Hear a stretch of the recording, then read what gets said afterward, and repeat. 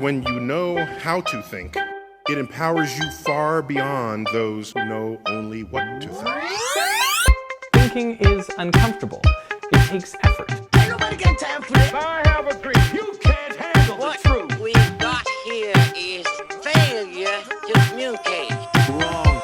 I'm trying to free your mind, but I can only show you the door. You're the one that has to walk through it. Free at last. Free at last. Thanks God Almighty. Hey, what's up, people? This is your host of Mark Trinidad. I don't know shit. Mark Trinidad, which kind of is self-explanatory, but I had to explain it anyway. Anyway, this is a podcast where I talk to people that have knowledge in certain arenas that I don't have knowledge in, but I want to learn more. So I am very humble and curious. So I've set up a podcast where I get to talk to people like my guest today, Adam Wickens, whom I know through my comedy endeavors, but Adam also has a very successful YouTube channel about reptiles. Yes. So to those arachnophobes, maybe this might not be a conversation you want to hear about, or if you're afraid of snakes, not for you, trigger warning.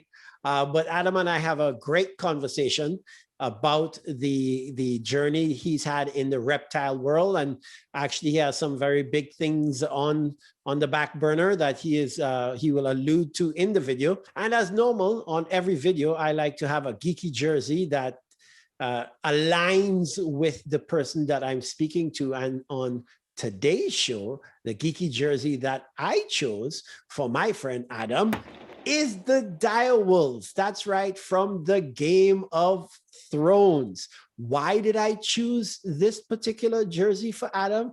Well, because he plays with dragons. Yeah, he's a papa of dragons. And with all of that blah, blah, blahing, let's now jump into our show because I'm ready to learn. Oh my gosh, Adam, what's going on, guy? Hey, it's not just me. We got Diamond here too. I needed a co-host. I can't do anything by myself. What is that? So this is a bearded dragon. Here, go there. So this is he breathes fire. His wings haven't grown in yet, but he can fly around pretty good once he gets a little bit older. So Dude. He's my buddy. This is Diamond. Dude, you know what's hilarious? We didn't plan this. I didn't call you up. I didn't say anything, right? Mm-hmm. But every show that I do, I wear one of my geeky jerseys, right? Mm-hmm. And on this week's geeky jersey, right, I'm wearing Direwolves, yeah, from Game of Thrones, and you pull out a bearded dragon. Come on, man. It works. ESP, it's a dragon. Direwolves, Game of Thrones, Mother of Dragons. Mm-hmm. That's right. Come on, man. ESP, yo. That's what they call me, yeah. I love the purple backdrop, man. Yo, your setup is crisp. Nice. Hey, just trying to keep it professional, like at least interesting enough that if what I say isn't interesting, people will look at like the purple background and stick around, you know? They'll be like, it's pretty. Yeah, I like exactly. The pretty. And the green chair, it has a Joker-esque feel to it because the green and the purple with a Joker from Batman. I'm sorry, too much into comic books. I always thought it was like who's the bad guy in Inspector Gadget, and like all you see is like the claw and the claw. Yeah, is that what his name was? Yeah, that's I try claw? to like have like that vibe because this is the most uncomfortable chair ever. So I have to make sure like at least I look evil a little bit, you know? No, isn't that one of those that all the gamers use that supposedly is more comfortable? Yeah, I think all of them are all the way high because it is the most uncomfortable chair I've ever sat in my entire life. See, my daughter, who does some online stuff, I'm not too sure.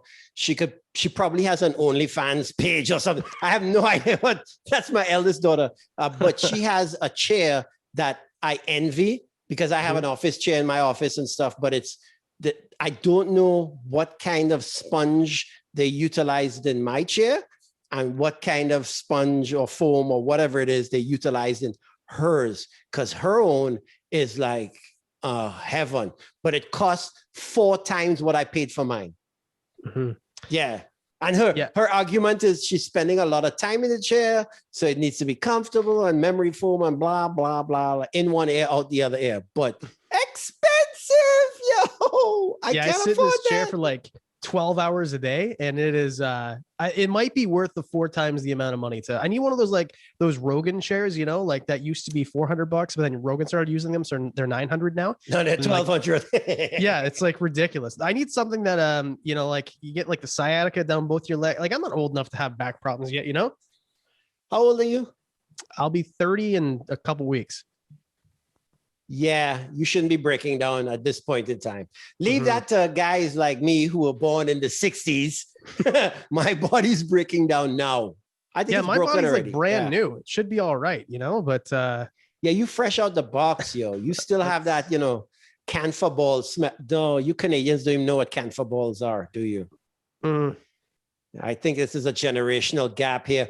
Camphor balls were the kind of balls that you, they're little, probably the size of goat poop. Nah, okay, bad reference again. Probably the size of a marble. You never played marbles as okay. oh, we had marbles. We had marbles. Okay, good. Oh, About yeah. the size of a marble. It's white. I don't know what camphor is, but it's made out of camphor. And you'd put it in your drawers, your chest of drawers.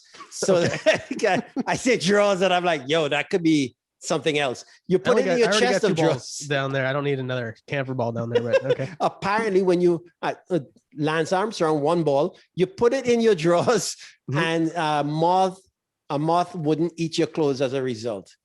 Well, we just call them mothballs. All right.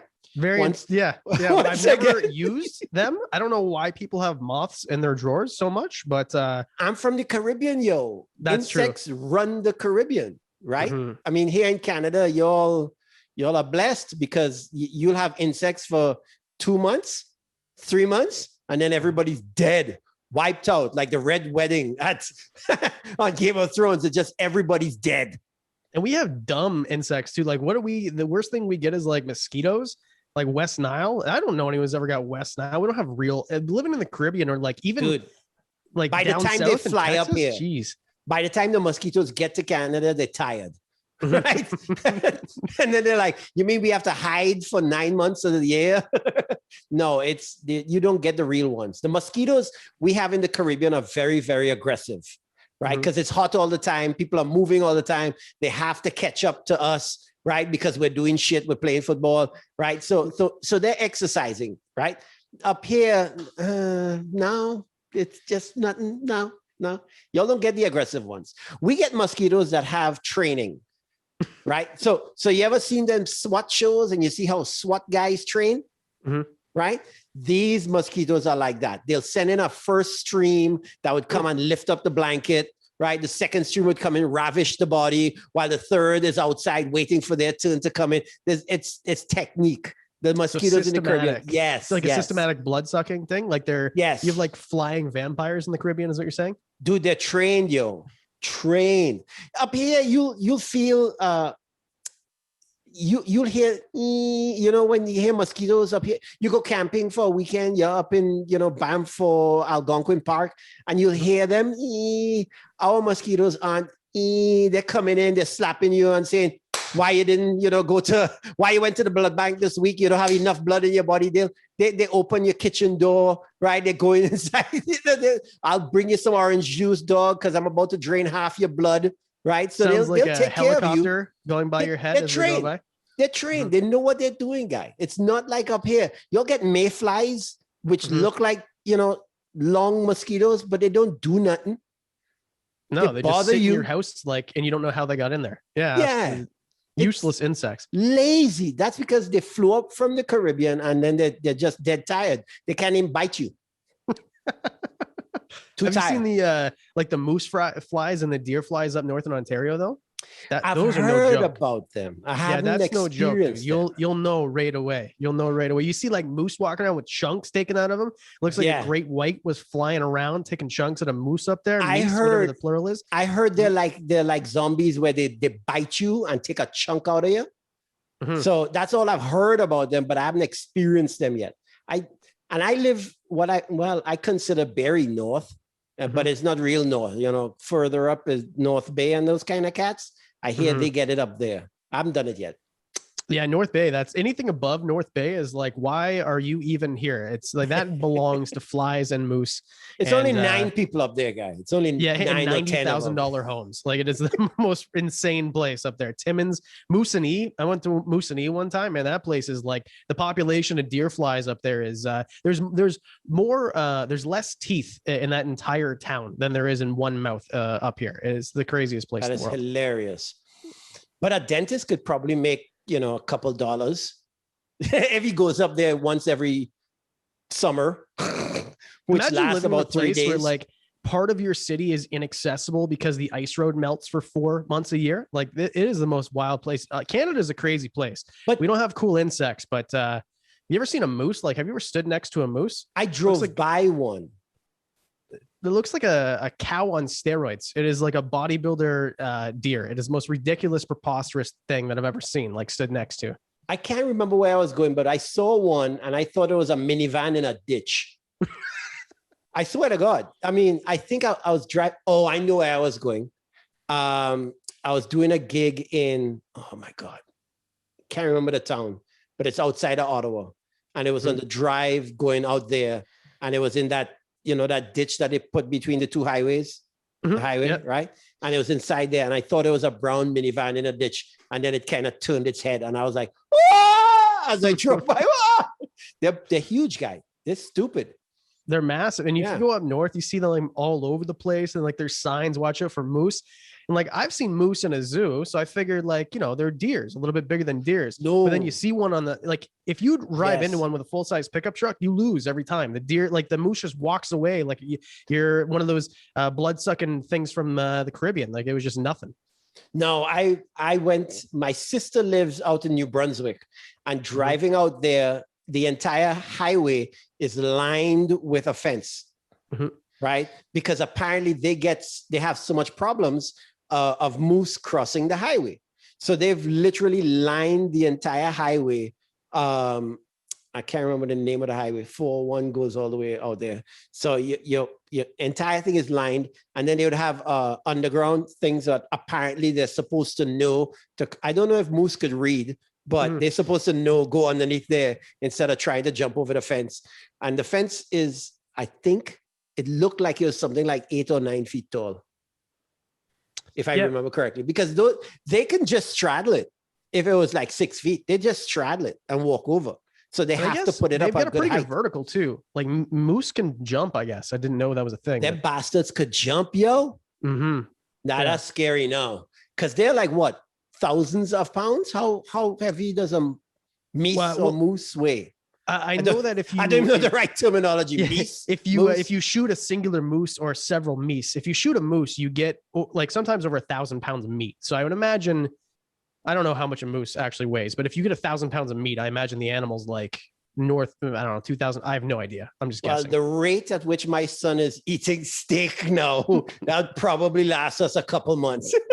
Yeah, moose is good too. It's real good. But if you go hunting for one, to pack it out is like, man, that's like no joke. You have to like, you have to take it out in pieces. It'd be like trying to lift a car and bring it out of the woods. It's ridiculous. I heard that it's gamey, which apparently means that it's tough to eat.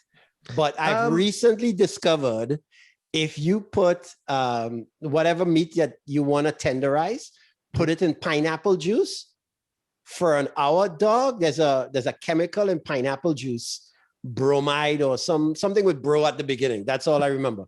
But there's a chemical that, dude, we just had steak, right? Not the best cut of steak, right? But I soaked it in pineapple for an hour, and oh my gosh, guy, it's falling apart before I even cook it. It's brilliant. Everybody should try that. Put it in pineapple juice, not from a can. Take a pineapple and literally blend the skin and everything. Put the meat in, the skin and everything, guy. Just don't waste nothing, right? Put the whole thing in, blend that bad boy, put your meat so that it's covered by the pineapple. So you're not cheating it, right? Cover it, leave that for an hour. I promise you, it'll be the most tender meat that you've ever had. I don't care what the cut is. I don't care if it was gamey. It's going to be mwah. Is this a Caribbean? This must be a Caribbean thing, right? No. because I'm living in Canada now, like steak wasn't a big thing for me in the Caribbean. It just wasn't, right? We stew everything. That's how that's our favorite way of cooking. It ain't no barbecue stuff. But when I came to Canada and decided to get into this whole concept of, hey, buddy, you want to go to the barbecue, buddy? And all that kind of stuff. I got into barbecue. And with the pandemic, I've been deep diving on YouTube, following all these barbecue grill masters and stuff, and how they tenderize meat. They use Coca-Cola. They use literally soda water is something that could tenderize. But pineapple, from my experience, pineapple and blueberries are the best ones to use to tenderize whatever meat that you're using. That's incredible, dog. That's smart. You see, I can get behind that, putting pineapple on meat. If you put pineapple on pizza, I don't think that we can be friends. That's the most disgusting thing ever. But I will eat a dead animal with pineapple on it all day. We better cut this off now because that's my favorite. I love a Hawaiian pizza, man. I love a Hawaiian pizza. Hawaiian pizza was invented in Canada, someone told me. Is that true? That's a Google question. Yeah, someone told me that, and I'm like, who would think of that? Like, we don't have pineapple growing here. Do you realize why this podcast is called Mark Trinidad? I don't know shit. It's because I don't know shit, dog. Yeah, a lot of things I want to learn. Hey, we can just talk a bunch of shit that neither of us know at all. You know what? I'm going to say a moose let weighs people comment. 37,000 pounds. If none of us know shit, a moose weighs 37,000 pounds. At least, you know, the things that 747s, they need a machine to push them out. Mm-hmm. That's what you need to drag a carcass of a moose, right? Because it's millions of pounds, man. Millions of pounds. Man, I think that there's a market for that. We should make these things with like these big mudding tires and then sell them to the hicks that go up north and shoot these things. And then they don't have to cut them up to bring them out. I bet you Russians already own that. That's true. Because if you've ever watched those, not the survival stories. Okay. There was a series on Amazon Prime about people who live in the most inhospitable places on the planet. And they did one about some Russians living like north of Siberia. I mean, like deep, right? In the Arctic Circle, year. Yeah, once a year, it freezes the swamps or something like that enough that they could drive vehicles over it so that they could carry them supplies. Mm-hmm. The kids don't go to school when it's minus 40 and below. But above minus 40, no problem. They walk to school. Not drive. They walk to school. Of course, it's not like how we have school here. They're still on, of course, dirt roads and, living in these trailer type things. But, oh my God, guy, football is being played at minus 37 degrees. They're outside kicking this thing around. Yeah. So if the theory is we in Africa and then everyone dispersed from Africa, right? Like humans, that's how it started. Like what type of human decides, you know what? I'm just going to settle here. It's minus 40 all year, but I'm not going to keep moving south. This is where who decides that? They found a berry tree, right? It's just they went somewhere and they found something. This tastes good. And then they settled. That could only be it. Right? It can't be cold this long all year. We'll just wait it out. And it's been like 2 million years and they're still there. I don't know. Just living here is too cold. I can't imagine living at a place where it's minus 40 for most of the year. No. We're in Ontario. Ontario don't get cold in comparison to some places that you could go to. But if you look at what was it? Maslow's hierarchy of needs, right? Mm-hmm. Once the basic things are covered, somebody gonna live there. Mm-hmm. Just the basics. I have shelter. I have access to some type of food, and I could fuck. Mm-hmm. The important, that's right. If somebody's gonna get, a little something, So you want to have a little warmth for that period of time, because if it's too cold, nothing works properly, right? Mm-hmm. I can testify, and then you need a domicile to be able to do that in, something to cover thyself, and you're gonna need a snack afterwards. So once those three things are met, you're good. You could live anywhere. That's true. I don't know who would choose, because I feel like all of those things, like the domicile and the fucking and all that, just would be like better in a place like like the Caribbean, where it's nice out all the time. Yes, yes, obviously. But there are some people that I like to sweat, but I don't like to sweat too much. Mm-hmm. Right? There are people that have the same kind of idea, but the opposite end. Like they don't like to sweat. So fall and winter, that's their time of life, right? I don't understand it, but that's their thing. And this is the glorious thing about human beings. Everybody has these different needs, these different desires, these different kinks, these different fetishes, these different wants. And I like to talk to those people because with me not being able to understand how someone could like that, worship that, eat that, I want to know more. And I want somebody who has the ability to communicate why they like that kind of stuff. And then I try to rationalize it and be settled in my thought pattern and say, oh, I get it now. I want to be able to get it now. All these different things that are out there, like yourself, right? The whole reason that you and I are going to be talking on this podcast is because you're involved in something that I can't understand. You and my daughter look at creatures that I look at and I'm like, oh no. And you're like, yes, lovely. I don't understand it. So that's the reason I want to talk to people like you, because what? Okay. You have a very successful YouTube channel where you talk about reptiles and other serpents and dragons and all that kind of stuff, right? Cold-blooded creatures. Yep, that's right. You like cold. I prefer the warm ones, but you like the cold ones. No problem at all. Where did that begin? Like, were you in Pampers and a spider scuttled across the room and you were fascinated by the way it walked? How did you become so enamored by reptiles, dog?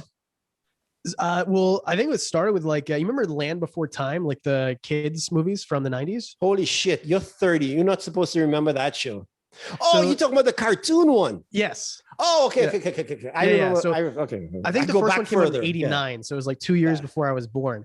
And I watched those and I got a new, like every Easter, they released a new one on VHS. So I would get a new one. But I realized late, like that dinosaurs don't exist. Like you can't have a pet dinosaur. And then I found out about Steve Irwin and I found out you can have pet blue tongue skinks and bearded dragons and snakes.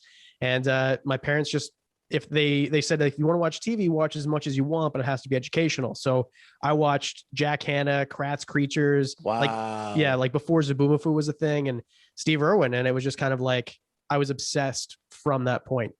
Forever. That is hilarious. Your parents basically wanted to get free time so that they can try to make a sister or a brother for you. And they put you in front of a TV and you just got soaked into that while they were busy in the bedroom. I get it. I did that to my kids too. So my sister being here actually is kind of the reason that I got involved in I never thought of it that way. How old is your sister? I didn't even know you had a sibling. Yeah, she's 18 months younger than me. So she's 27. 28, 27, one of those, 92. So you see, I saw it, guy. I knew what happened. And that's why you have a sister today. It's just the two of you guys? Just the two of us. Yeah. After me, they wanted another one, but my sister, they just were like, this is enough. We can't have another one after this. She is the Satan child and the demon child. Yeah, she's the overachiever who went to school. And I talk to a camera about reptile dicks for a living. So my parents are really proud of me. Yeah. Listen, if you want to talk about parents being proud, I'm a stand-up comedian and I talk shit my entire life. Come on, man. You think my Caribbean parents, who are very, socially climbing, right, have to have the proper education? You think they're proud about me? Nah, dog, nah. And then I raise my kids with the same kind of mentality. So you think they're proud about the grandkids? Much more than the kids, but whatever, man. So, okay. So you got into this at a young age, the educational programs and stuff. But when did you start collecting them? At what age did you start to go from, I like them to I need them, I want to get them? When did that start? So the I need them, I want to get them started immediately when I was a kid. But both my parents were like, that's never going to happen in my house. But as soon as I turned 18, I think, or 17 or 18, my parents started charging me rent because I wasn't going to school, right? Fair play. So I'm like, okay, if I'm paying to live here, then whatever happens in my room is I'm paying for it. So I got a bearded dragon and then I got a leopard gecko and then I got another bearded dragon. And then the thing was like, okay, we get it, but no snakes in the house. My mom is afraid of snakes. But then as soon as I moved out, then I started getting snakes. So I was probably like 17 or 18 before I got my first reptile.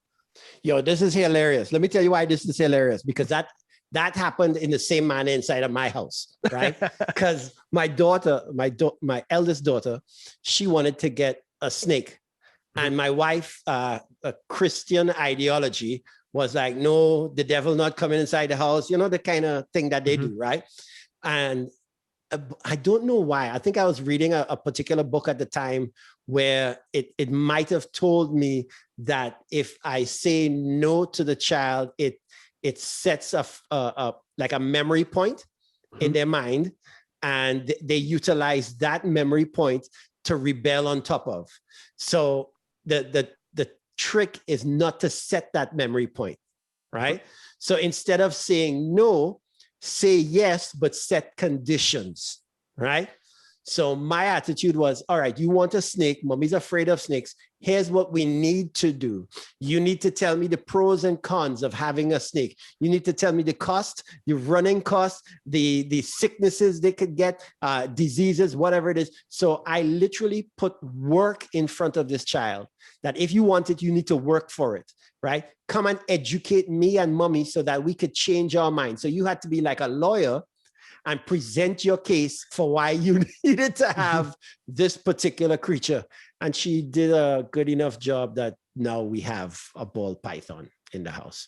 So much so I'm actually asking her to start breeding them to make money, because I've been watching you cats from a distance and I realized you could make money in this business. So I want them to breed the snakes, but they haven't agreed to do it yet. So yeah, it's a difficult thing, the breeding thing, for sure. I think that if your kid has any sort of personality and proficiency to make videos, you'll make way more money doing that than breeding usually. Well, they're already streaming. They're an artist, so they stream the drawing and they take commissions and stuff. So they're building their own business, and I'm huge in terms of you needing to have a skill set that you can do for yourself, as opposed to somebody buying your skill set from you. You know what I mean? So instead of having a job, have a business. So instead of working for Deloitte and Touche as an accountant, become an accountant, open a business, right? Use that skill set for yourself. Don't use it for somebody else. I think raising your kids like that would probably set them up so much higher than their peers whose parents are saying, go to school, get a good job. Good grades, get a good job. I mean? Yeah. No. Invest in stock, blah, blah, blah, blah. No. I teach them differently. But I think that's the job of every parent. Your job is to nurture. It's not to hold back. It's to help, climb the tree of life, right? And that's our job. Too many parents are trying to tell them that's the branch you should go on, where ideally they want to go off onto a different tree, right? Or they want to climb a different branch, or they want to get to a different height, or maybe they don't want to do much climbing. Maybe they're the apes that stay on the ground and, start to walk on two legs and stuff. Every individual is an individual. They're different. And you have to understand that they blossom in different ways and they take different paths. So my job is just to be behind them 100%. Whatever you want to do, I back you up. If my kids wanted to build Lego on YouTube, right? No problem. If my kid wanted to be a stripper, I'll buy a pool, right? I'll be the first one, even though I may not necessarily agree with it. My job is to nurture, help, assist, advise, but it is not to convince, cajole, and have them live their lives according to me. I don't see society moving forward in that way. I see society moving forward when somebody new comes in with new ideas, tries it out, it works, great. If it don't work, okay, cool. We needed that person to do it so that we know it didn't work, right? Everybody fits in. I think, yeah, and all my successful friends, they kind of had that, like those ideas, right? Like I don't have to do X, Y, and Z. I can forge my own path, so to speak. And I think if you learn that at a young age, then you're at a giant advantage over someone who doesn't learn that until they're in their 20s.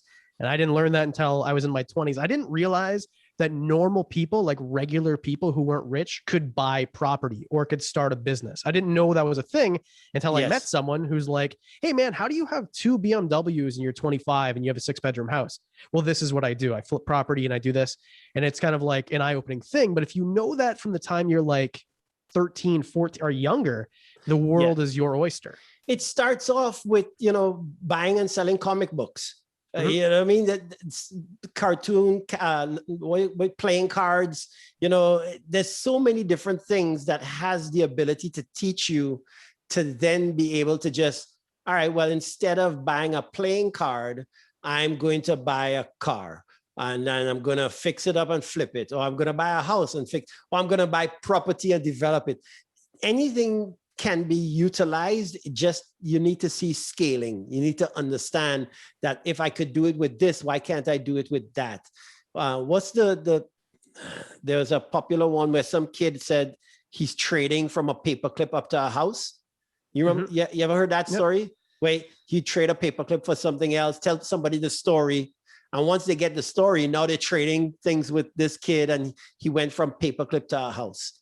It's amazing. Once you learn that fundamental buy low, sell high, right? Or somebody always wants something. What can you do to increase its value? You learn those little things. They're very simple things, but you can apply it to many different things and grow from that. I think it's important to know that it's possible, but also I think the number one thing that people who do know and people who are brought up with money and the whole thing and they don't just go for it is the fear of failure. And I think that that is like a giant thing to overcome. The schooling system and unfortunately parents train that into children, that you're grading yourself by someone else's standard as opposed to grading by your own, right? You're trying to say to a tortoise, right? Look at that leopard. Look at how fast that leopard is. What's the saying? You're trying to grade a fish's intelligence by its ability to climb a tree. That's exactly right. It doesn't make sense to do that. In terms of talking about my kids, I always tell people each flower blossoms at a different rate. There literally are flowers that come back, was it perennially or annually? Like dandelions. They're like the weeds that pop up, you know, pretty yellow and stuff like that, but they're yearly. But there are some plants that take 20 years to bloom. I think there's a plant that it's like the world's largest plant, but it blooms every 100 years. That's what a kid is. Each one develops at their own stage. They mature at a different age. They mature at a different speed. Things will kick in terms of, so my story with my daughter and the snake is that once she educated us, one of the things that she had to use to educate us was she took us to a reptile expo. And at the reptile expo, she knew that I'm entrepreneurial, right? So she lined me up with a guy. I don't even know if she knew this beforehand, but she lined me up with this guy who I was able to talk to find out that his job was working for the utility company. He used to climb electricity poles or telephone poles or whatever. He was one of those climb the pole guys, right? Yeah. He climbed those poles and would begin, $48,000, $50,000 a year doing that. He said he invested, I believe it was $700 in his first snake. 3 years later, he was turning $250,000 a year in snakes, right? And then he had to walk away from his job and just run his business full time. So because she put that kind of stuff in front of me, my eyebrows kind of, rolled back a little bit. And I'm like, oh, because as soon as I start to see the money, as soon as I start to see business, I'm so enthused that I started to get so jacked up on having a snake in the house, even though my wife is still to this day, right? My wife got sold on the idea that it's quiet. Doesn't make any noise. All right, cool. No problem at all. You don't need to take it out and go for walks. All right, cool. Yeah, all right. Yeah, whatever. It's in your room. I don't have to pet it. I don't have to see it. Good. No problem at all. So she was sold there. I was sold on how much snakes come out when you breed it. Oh, a clutch has 6 to 10. How much you could sell one for potentially? Oh, $500 to $1,000. We in business, wench, right? She knew what to do to sell me. And my wife was sold on the easier things. No noise, no smell, no, poop to clean up and stuff like that. She was sold on the easy ones. I was sold on potential to make money. Sign me up, son. Right. Mhm. So, yeah, there is a giant potential to make money with really any reptile, as long as you're not treating them like a puppy mill, which obviously like that, it doesn't really work like that with snakes, but yeah, definitely potential. And I think I actually know the guy that you're talking about at that expo. And it's kind of like a very similar story with me, except for instead of breeding the reptiles, and that's how I quit my job, it was, I do this. I talk to a camera about reptiles, and that allowed me to quit my job and just talk about reptile dicks for a living.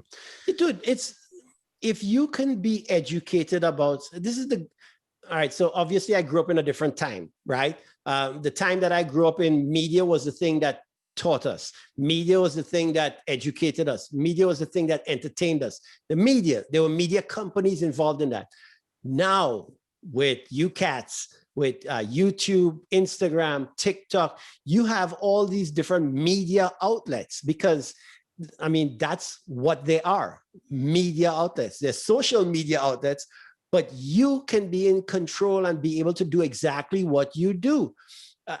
Build something up that you did all the work, you did all the education, you did all the buying the cameras and stuff like that, but then you put out the value, and then people signed on as subscribers saying, hey, I see value in what this guy is doing, so much so that you not only earn money from advertisers on the YouTube setup and stuff like that, or Twitch, or there's so many different others that are doing it as well too, but you have the ability to start merchandising. Companies are now signing up saying, we want you to feature our stuff. There's so many different things now that I'm like, I wish I was born at this time. I'm on the old end, age. Oh my gosh, dude, it's so good. Now, the double-edged sword with that is there's a lot of people that shouldn't have a voice, if you know what I'm saying. There's some people that should. I think the best thing about it too is that I get to choose what goes out. So there's no like executive talk. Well, you shouldn't do this, and this is a bad move for you. It's like whatever I decide goes out, goes out. And because of that, your success or not being successful is 100% on you. And there's no one to like blame it on. So it's like ultimate accountability. And I think that's why people, especially in this space, do so well. I mean, do you have something nice to say, or do you have like a positive message to say, something for people to learn? Do you know how to edit videos? It's like a one-man show, but you choose what goes out. There is no team. And some people would see that as a drawback. But for me, I mean, I get to do what I love to do, and there's no compromise. Yeah. And at what age did you really start to say, you know what, let me put this stuff on? Because you got into it because you love the pets and stuff, but is it when you were watching, all these different media individuals, that you said, I want to do that as well. I want to educate as well. When did that turn the corner? Well, I had failed YouTube projects before I started. Like I had a whiskey channel, like I did a bunch of stuff, and it just never worked out because I didn't work hard enough.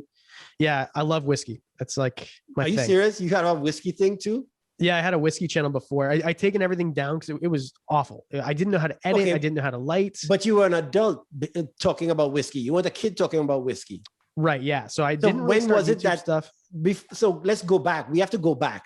Because when did you decide that I wanted to do a YouTube thing? Like at what age were you when you're like, I needed to get onto social media?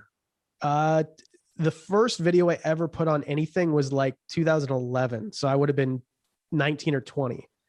So 19 or 20, you're saying, I'm seeing enough on there and I want to participate in this. It wasn't whiskey at the time?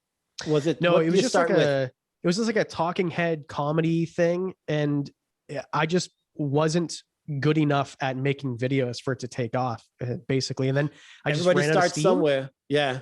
Yeah. So, and I did a few of those and the whiskey thing. And then I started Wickens Wicked Reptiles January 14th, 2019. So like not even that long ago.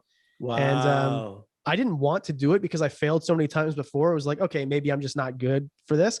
But it was a comedy producer, Odd Life Entertainment, Dylan Wildman. He runs shows in like Brantford and Toronto and a bunch of places.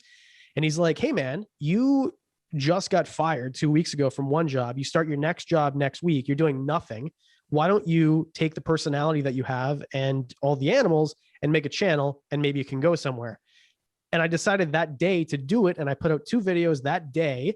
And I think that's why I was successful, because I didn't wait maybe tomorrow. Someday I'll, right? People You live didn't on this island. overanalyze it. Yes. Well, Yeah. I think that's the big thing, is this procrastination. People live on this someday I'll lose weight. Someday I'll start exercising. Someday I'll do this.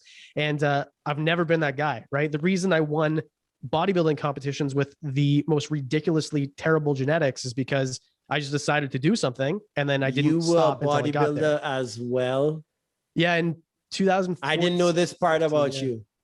Yeah, so I started that like way before this even. I started that in like 2010, and I went to a bodybuilding show with a friend of mine, the guy who owns the comedy club in St. Catharines, actually.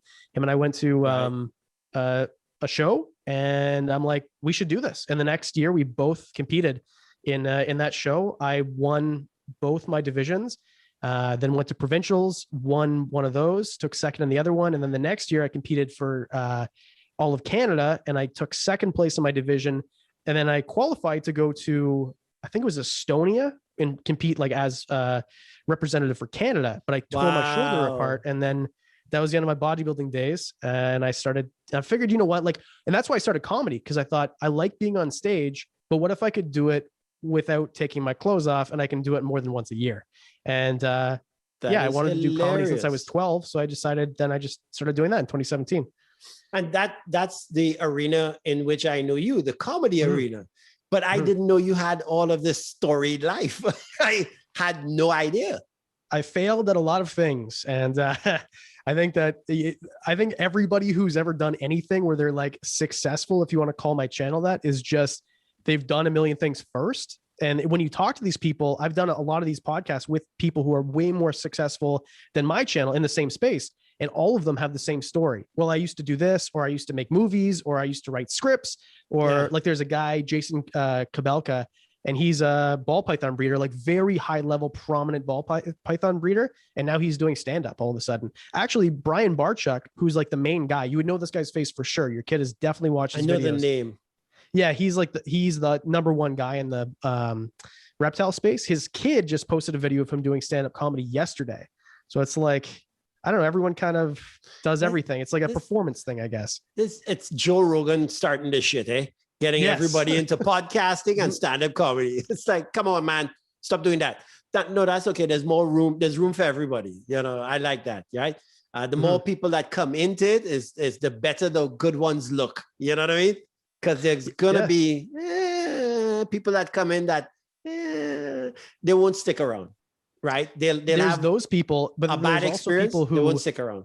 There's people also who maybe never would have started, but because they listen to a Rogan or like a whatever, that they start and they end up being kind of good, right? I think it's like the Bill Burr story, right? Where like, I've always wanted to try this. I see this opportunity, that you pounce on it, and then all of a sudden now he's the greatest living comic, right? Or in my opinion. Certainly one of them. Yeah. Yeah, it's like, there's always like, I don't know, it's all like a style thing, right? Because I think that the last generation had Pryor and Carlin. No matter who you talk to, anyone who knows comedy, those guys are in the top, right? And I think now we have Burr and Chappelle. Yes, I agree. So I think that, and that's just my opinion. But and I think because Mr. Like Bean fans are gonna be upset with you right now, because they're like Rowan Atkinson, son, right? And then there's guys who'll be like Carrot Top, bro. Carrot Top, right? Everybody has their, you know what I mean? Roseanne Barr, you know, there's going to be people that are going to be doing battle with you. Art is in the eye of the beholder. That's the guy who got me, like the first comedian I ever watched. The first book I ever read was Jeff Foxworthy's book. The very first book I ever read was a Jeff Foxworthy book. And that's what like blue collar comedy was like a big thing when I was like 9 or 10. And that's kind of, And then I found Carlin, and yeah, like those were my influences, like when I was a child. And no one's ever going to put Jeff Foxworthy at the top of a comedian's list. No, but it's just like a gateway, you know? No, I think my first entry was Red Fox. Yeah, Red Fox is That's so a while ago. underrated. I think just because he died a long time ago, right? Like pretty long, or at least his career was over a long time ago. Yes, so I think that this generation doesn't really, and I like dive deep in whatever I do, bodybuilding, reptiles, I dive deep into like the history of it. So then there's guys like the Lenny Bruces, and like Red Fox is another great example that maybe most people don't know about, but I think Red Fox might be one of the most underrated. And you wouldn't have guys like Patrice O'Neill, in my opinion, because if you listen to Red Fox, you listen to Patrice, you're like, oh, this is where this comes from, you know? It's a different style of comedy, and also a different era of comedy, because when you listen to these older cats, you have to listen for you have to put the era in play, right? Because certain things couldn't be said. People weren't, or they were discussing things, but they weren't getting really. I mean, George Carlin always talked about opinions, right? Whereas Richard Pryor talked about his life, right? So different people had different styles. Lenny Bruce took what astronauts say that he took a worldview, right? So different people, different comedians have different styles, but you have to pay attention to the era in which they come, because you listen to somebody now, you listen to a Richard Pryor now, and you'd be like, you know what, he could fit in now because he spoke about his own life, right? You could listen to a Red Skeleton and be like, yeah, he wouldn't fit in now, right? Mm-hmm. There's different cats because of the era and the style that they had. It wouldn't transfer into the style that has evolved today. You know what I'm saying? Right. And it's with comedy and music. And I think that's the difference between guys like Carlin and Pryor, where I can listen to them now and it holds up. But there's some of their stuff that doesn't. It's like the Beatles. Some of their stuff is still amazing, but then there's the Yellow Submarines, and it's like that doesn't fly today. There was a lot of drugs involved in that particular one. Or is that right? I would never have guessed that. Oh, dude. Now, and I don't want to say anything bad about drugs because I'm a believer in drugs. Mm-hmm. I know a lot of people have their own opinions about drugs, but in my personal experience, every human being is a bag of chemicals. And even though we tend to think that all people are the same, we're all created equal, blah, blah, blah, not really. Inside, we have mismatches in terms of our balances and our pHs and our levels of chemicals in our body. And some people, a certain chemical does them. Listen, some people will drink coffee and be wired. And some people drink coffee to get to sleep. Right? Mm-hmm. It's the same chemical compound, but it affects that person differently because the chemicals inside of them are at different levels, right? So for some people, marijuana, bad. For some people, marijuana, necessary, right? So I don't say bad things about drugs because it all depends on the context of the individual partaking in it. Yeah, that whole thing about like Emmitt Smith, who was, you know who Emmitt Smith was? He was a running back for the Cowboys. Yeah. And he said that every man is created equal. Some work harder in preseason, but that's just not true because if you put you or me on a bike, we'll never be Lance Armstrong, no matter how hard we work. That guy could just, never be any, or you could put me or you on a stage next to Ronnie Coleman, give us all the drugs in the world, and we'll never look like that guy. Yes. And you or I will never be as smart as Elon Musk. Yes. Right. So it's just like there are levels, and just certain people are more geared to be certain things. And just like you said, some people, marijuana is good. Some people, marijuana is bad. Some people will be a professional stand-up comic, and some people will work at it forever. And it's just never going to be their thing. Yeah. That's why I started this podcast, because I'm trying to figure stuff out, because how could one person look at something and become attracted to, and one person look at something and be repelled by? Why are we so, what is the thing that makes us all different? You know what I mean? some people get hit by a car and become comedians. Some people get hit by a car and, speak a different language, right? You've heard of those stories where people have a traumatic head injury and they come out of it and they're speaking Chinese, even though they're Polish. You've heard about Sam those cases? Kinnison's thing, right? Sam Kinnison got hit by a car. Got hit by a car and became a comedian. Roseanne Barr had the same issue, right? But it's not as simple as 2 + 2 = 4 in this world, right? We like to think that all human beings, we have the same DNA map or coding and stuff like that, but it doesn't work like that. I mean, my daughter is, for some weird reason, attracted to spiders, right? Look, you and me, stand-up comedians, there's something strange about a person that loves something that most of the population of the planet will put ahead of being burnt alive, right? Public speaking, right? They run away from it. We run towards it. What is the difference in chemistry, in life experiences that makes somebody want something that everybody else says, hell no, son? Like, how do you look at a tarantula, a spider that is so hairy, right? And walks so weird and is poisonous and say, oh, it's so cute. What is wrong with you? How high did you fall from a tree? And what G-shock hit your brain that caused you to be like, oh, it's so cute, I want one. It doesn't make sense to me. But I want people to explain it to me.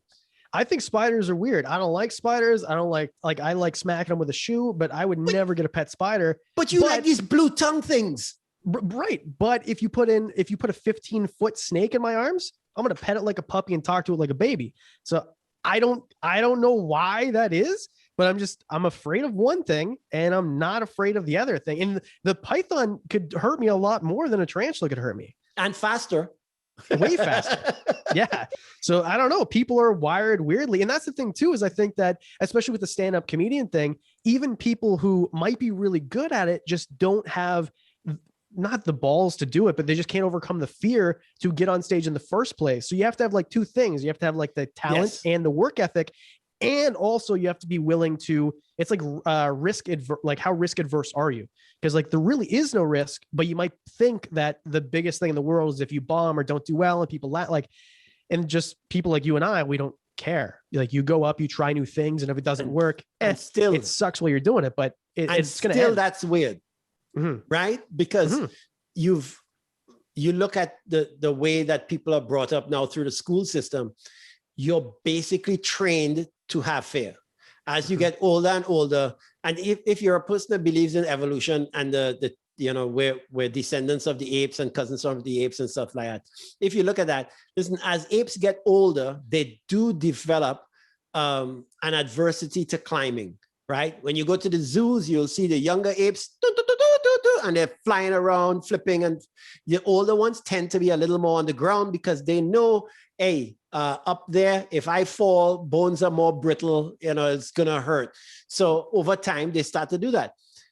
But in our schooling system and everything else in life, we've trained children that, careful on that bike, careful on that hill, watch out for ice, watch out for strangers. We're constantly telling them of things to fear and not telling them try, right? So that they could learn from experience, right? And don't bully my kid. And we have, as they say, we've nerfed their worlds for them, right? That, they'll get up to a stage now and turn all that training around and still do. How come we have the evolutionary ability to say, no, I'm still going to do it? Or a chemical in the body that says, nah, I still want to do it. What are the things that cause that to happen? These are the things that keep me up at night. Yeah, it's very interesting too. And I think that like training kids to be afraid of things like falling off your bike or whatever is stupid, because as you get older, you naturally become more cautious of those things. Like with the apes, And I even noticed Yes. that in my, I'm not even like old yet, right? Like I'm almost 30, but I even noticed this year, I haven't been on a bike for like 3 years. I just haven't had time. Like I had a full-time job. I was doing this. I didn't have time. And then I got a bike this year because I've got more time. And I wouldn't do the stuff I would do 4 years ago. I wouldn't jump off these same jumps. I just am more, I'm not willing to take those risks. And it's not even like big risks. It's just like breaking a leg or breaking an arm or whatever. Yeah. It's weird how like, I noticed, or even driving, like I don't drive the same way I drove when I was 18. Like I'm just more cautious now. Yeah. So it's weird. Like you, as a human being, will develop the, not fear, but like cautiousness, and like being aware of that. I don't think you should be needing to drive that into kids in school. Let them, like, as long as you're not hurting anybody else, like do whatever you want. This is how I try to raise my kids. I mean, you're bringing up cars. I remember back when I was younger, I had a Renault 12L station wagon. Mhm. And the Renault that I was driving, that particular model, came with a rally suspension. I used to fly through neighborhoods with speed bumps. I never slowed down. I was doing 50 miles per hour, none of this kilometer nonsense, right? Through neighborhoods that I shouldn't, because I was young and stupid, right? Nowadays, I drive an electric car, well, a hybrid car, but I love it because fuel economy. Look at how that has changed, right? Before I didn't give a rat's backside, blah, blah. I had a straight pipe on, which messed up fuel economy. But now I'm like, no, guy, I want silence. I want to get 2,000 kilometers per tank, right?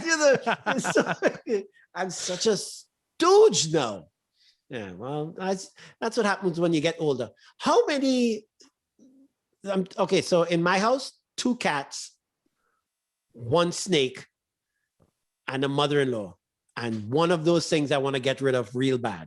I ain't going to let you know which one. But how many of these things that you have crawling on your shoulder and stuff like that, how many of these things live inside of your house now? If you include like my dogs and my bird and stuff, it's it's close to 100. It's pretty close to 100. Okay, we're not talking about like grasshoppers and shit. We're talking about snakes and like a vertebrate. Anything with a backbone is all I will count. And I've got about almost 100 of them probably. Are you married? Are you married? No. I do live with my girlfriend. We've been together for 3 years now, and she's cool with it. She is no problem. Well, she has to be. Mm-hmm. If she wasn't cool with it, that shit would be leaving the house quick, son. This is what wives do. Well, she works at a veterinary office. She's a veterinary technician, right? But she's like not cool with, she doesn't want to hold the snakes. She doesn't like to hold the lizards really, but she got her own salamanders after we started dating. She got a parrot a few years ago. So she's cool with animals. Okay. So what kind of parrot are we talking about here? It's an Indian ringneck parrot. It's, I call him Prick because he's a prick. But his name is Zazu because he looks like Zazu from The Lion King. This man, he comes out, he bites you immediately. He's just such an asshole. But if he's in the cage, he's so cute. I love this thing. He's beautiful. But then as soon as he comes out of the cage, he doesn't want attention. He wants blood. He's an asshole. He's great as an ornament, horrible as a friend. All right, I get it. Yes, that's exactly. And I'm more afraid of the bird than I am like my big 15-foot python. Just like I don't like getting bit by animals, and that bird beak sucks. Dude, one of my other kids, right? Because I have enough of these little fuckers. So one of my kids is harassing me because they want to get a bird. Mm-hmm. And apparently birds are, as you so rightly said, assholes. They need a lot more company. They're a lot more social than other animals that you could put in. Like snakes aren't really social. Right? Not at all. They don't give a shit. They don't do much, especially the ball python that we have. Mm-hmm. He's in a corner. He's happy. Once a week, once every 6 weeks, hey, throw me a rat. I'm good, right? And there's no noise. It's fantastic, right? Birds get upset when you don't pay attention to them. And then they'll molt and they'll be like, you're not touching me. I don't need all of this coloring. And they drop they're assholes. And so loud. Oh my God. Dude, I had a friend with macaws. And you would turn the corner in the neighborhood and hear his house. Mm-hmm. They quarrel like bitches, yo. Well, the Loud. last house we lived in, it was like a 700 square foot. It was like really tiny house. And our neighbors would hear the bird. I would walk down to the corner store and I could hear it halfway and my windows are closed. It's like this. And so you try to take a nap in the day. Like there's no, like, don't get a parrot if that's your thing. If you work, if you work nights and you need to sleep during the day, a parrot is not for you. No, and they wanted the white with the cockatoos, the Australian ones. Oh yeah. Yeah. Good very luck. intelligent, very loud. And I've seen YouTube videos with these bastards like cussing you out and stuff. There's a popular YouTube where one guy is, looking at the bird and he takes an old cage apparently. Oh, and he starts it? Yes. And the bird is just laying into it. It's hilarious. But I don't want one of them bastards in my house, yo. I wouldn't either. See, you can have 100 snakes and they make zero noise. If you have one parrot, that's a selling point, which is why, I'm like, I'd be the first one to tell other parents. And I've educated enough people because I go on stage and I talk about the fact that my daughter has a snake. I use it in my act, right? That way I could write off the money I pay for rats because it's in my act. Okay. So I literally educate people and then people come and talk to me after the show about what was the reason I got into this story. See, this is what happens when you have ADHD. You get into a story and you're like, where was I going with this? No. Oh yeah. So I literally sell people on the fact that in terms of a pet, it's not my thing, right? But I see the pros of it. Like you don't have to walk it. That's a huge selling point in Canada where we have, 8 months of winter and you have to, walk an animal, right? You don't have to get up at 6 or come home after work and have to take a dog for a walk. You don't have to do that with a snake, yo. It sits in a corner. It's perfect. Don't make no noise. Well, now if you have a roommate, listen, you have a snake in a corner, nobody will ever know. I had a neighbor across the street who, when we went Halloween trick-or-treating, he answered the door with a snake wrapped around his neck, and none of us knew because it was one of those that looked like a kafet, a tie. It just looked like a tie. Nobody knew nothing because that's the glory of them. So over the time of owning this, I see the pros of having that as a pet as opposed to, one of the traditionals, dog, cat, goat, whatever the hell it is. Right? Goat? Well, listen, I'm from the Caribbean. Right? That's true. That's a good point. And people have goats now for yoga purposes. You've seen those videos, right? I saw that. Yeah. Some people are weird, yo. I want a goat. I want pygmy goats. I think they're cool. They're cute. But dude, I have goat in my freezer right now. When you come across, we'll curry it. It's fantastic. I love curried goat. I do, man. You guys, you know how to make food. I'll tell you that. That's one thing for sure. No, it's not that we know how to make food. It's that we'll cook anything. If it's slow and we can catch it, we cook it. I've had iguana. Iguana tastes. I had a friend in Canada with an iguana. I'd tease her all the time. The day that dropped dead, tell me quick, right? What's it taste like? What's iguana taste like? Slimy. Okay. It tastes like chicken, yo. It's oh my God. So I had it. It was carnival time in Trinidad. And we play steel pan. And there's a popular place where they were playing steel pan. And this guy had meat in a bucket that he was sharing around, one of my friends. And I'm like, yo, wicked, man. And I'm cracking into this thing. Curry is anything curried is curried, right? Tastes good. Doesn't matter what it could be. Curried parrot, could be curried snake, could be curried goat, turtle. Doesn't matter. It's curried. It tastes good, right? So I remember eating it and saying, yo, what is this? Because it was so tender. And he was like, iguana. And it was the first time I ever had iguana in my life. And I was like, whoa. But the texture was a little different, a little softer than what you would think of as chicken, right? It's a little softer. And maybe because I was thinking of it and looking at it in my mind's eye that I thought it was slimy, but it tastes like chicken. Yeah, I've had alligator before and it tastes similar. It tasted like A seafood chicken? I don't know. It's weird. I'll Yes. eat anything. I'll eat if you put a dead animal in front of me, I will eat it. But I've never tried iguana quite yet. Dude, because I travel, I'm open to experiences. So, and one of those experiences must be the cuisine, right? Mhm. You have to, I've always told people, if you travel, there will be no racism, right? Because then you start to realize that everybody, the more you travel, the more you will realize some people might be a different color, might have a different ideology, worship a different God, right? But Maslow's hierarchy of needs, everybody is just trying to fit those things that they need. They need a roof over their head. They need some sort of domicile. They need something to carry their genes on, right? Whether they're doing it for the entertainment purposes or they're looking to procreate, somebody wants to be banging, right? Mhm. And you need a snack afterwards, right? That once though everybody's the same thing, right?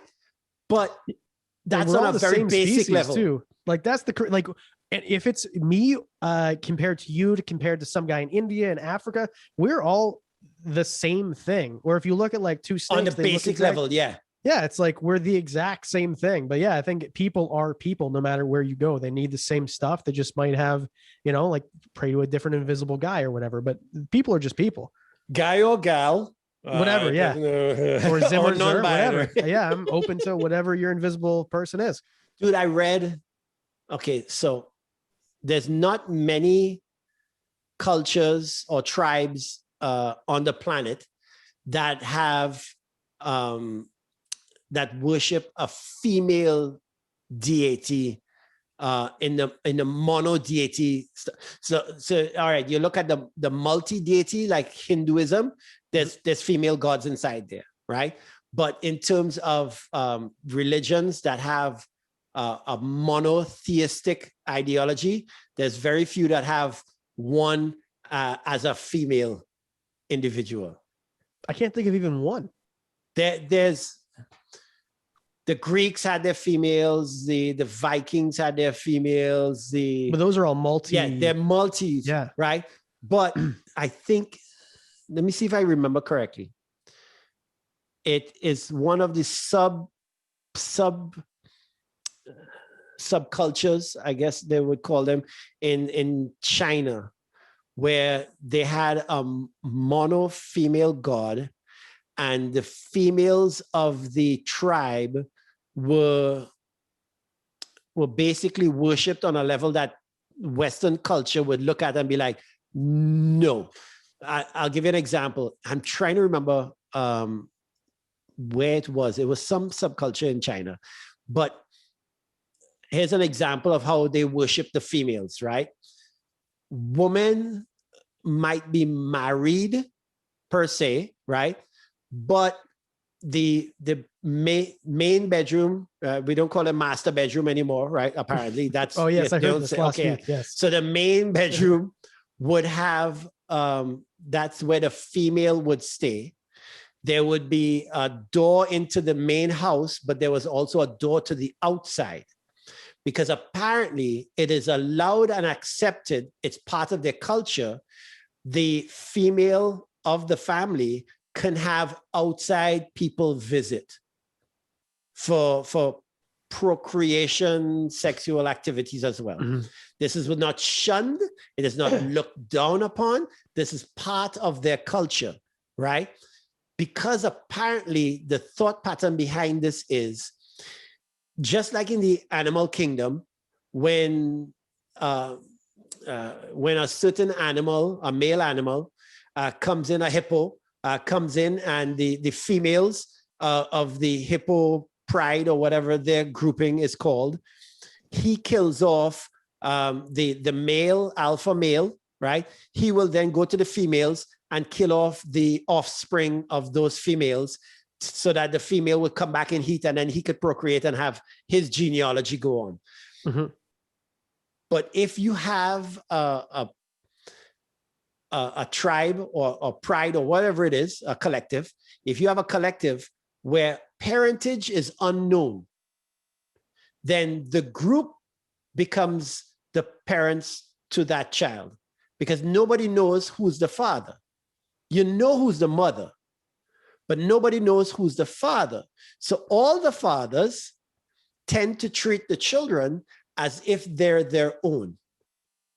That's how dolphins work too, by the way. Yeah, but so dolphins are rapists. That's a bad example. They are. Well, so the males will all just fuck females, whether they like it or not. But as soon as a baby comes out, a dolphin, I think it's 2 years, they won't breed again.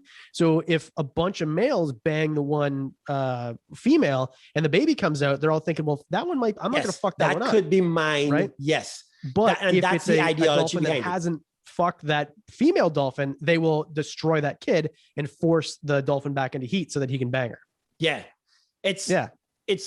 And the more I read about this stuff, and I read books on this stuff, the more I read about it, is the more I start to look at what we have in Western culture, what we have in, our monotheistic ideologies and stuff like that. I look at it and I'm like, I could see the flaws in that system. You know what I'm saying? Because the more you learn about different systems, you start to say, all right. I use the example of Bruce Lee, right? Bruce Lee came up with his own martial arts system because he said, you know what?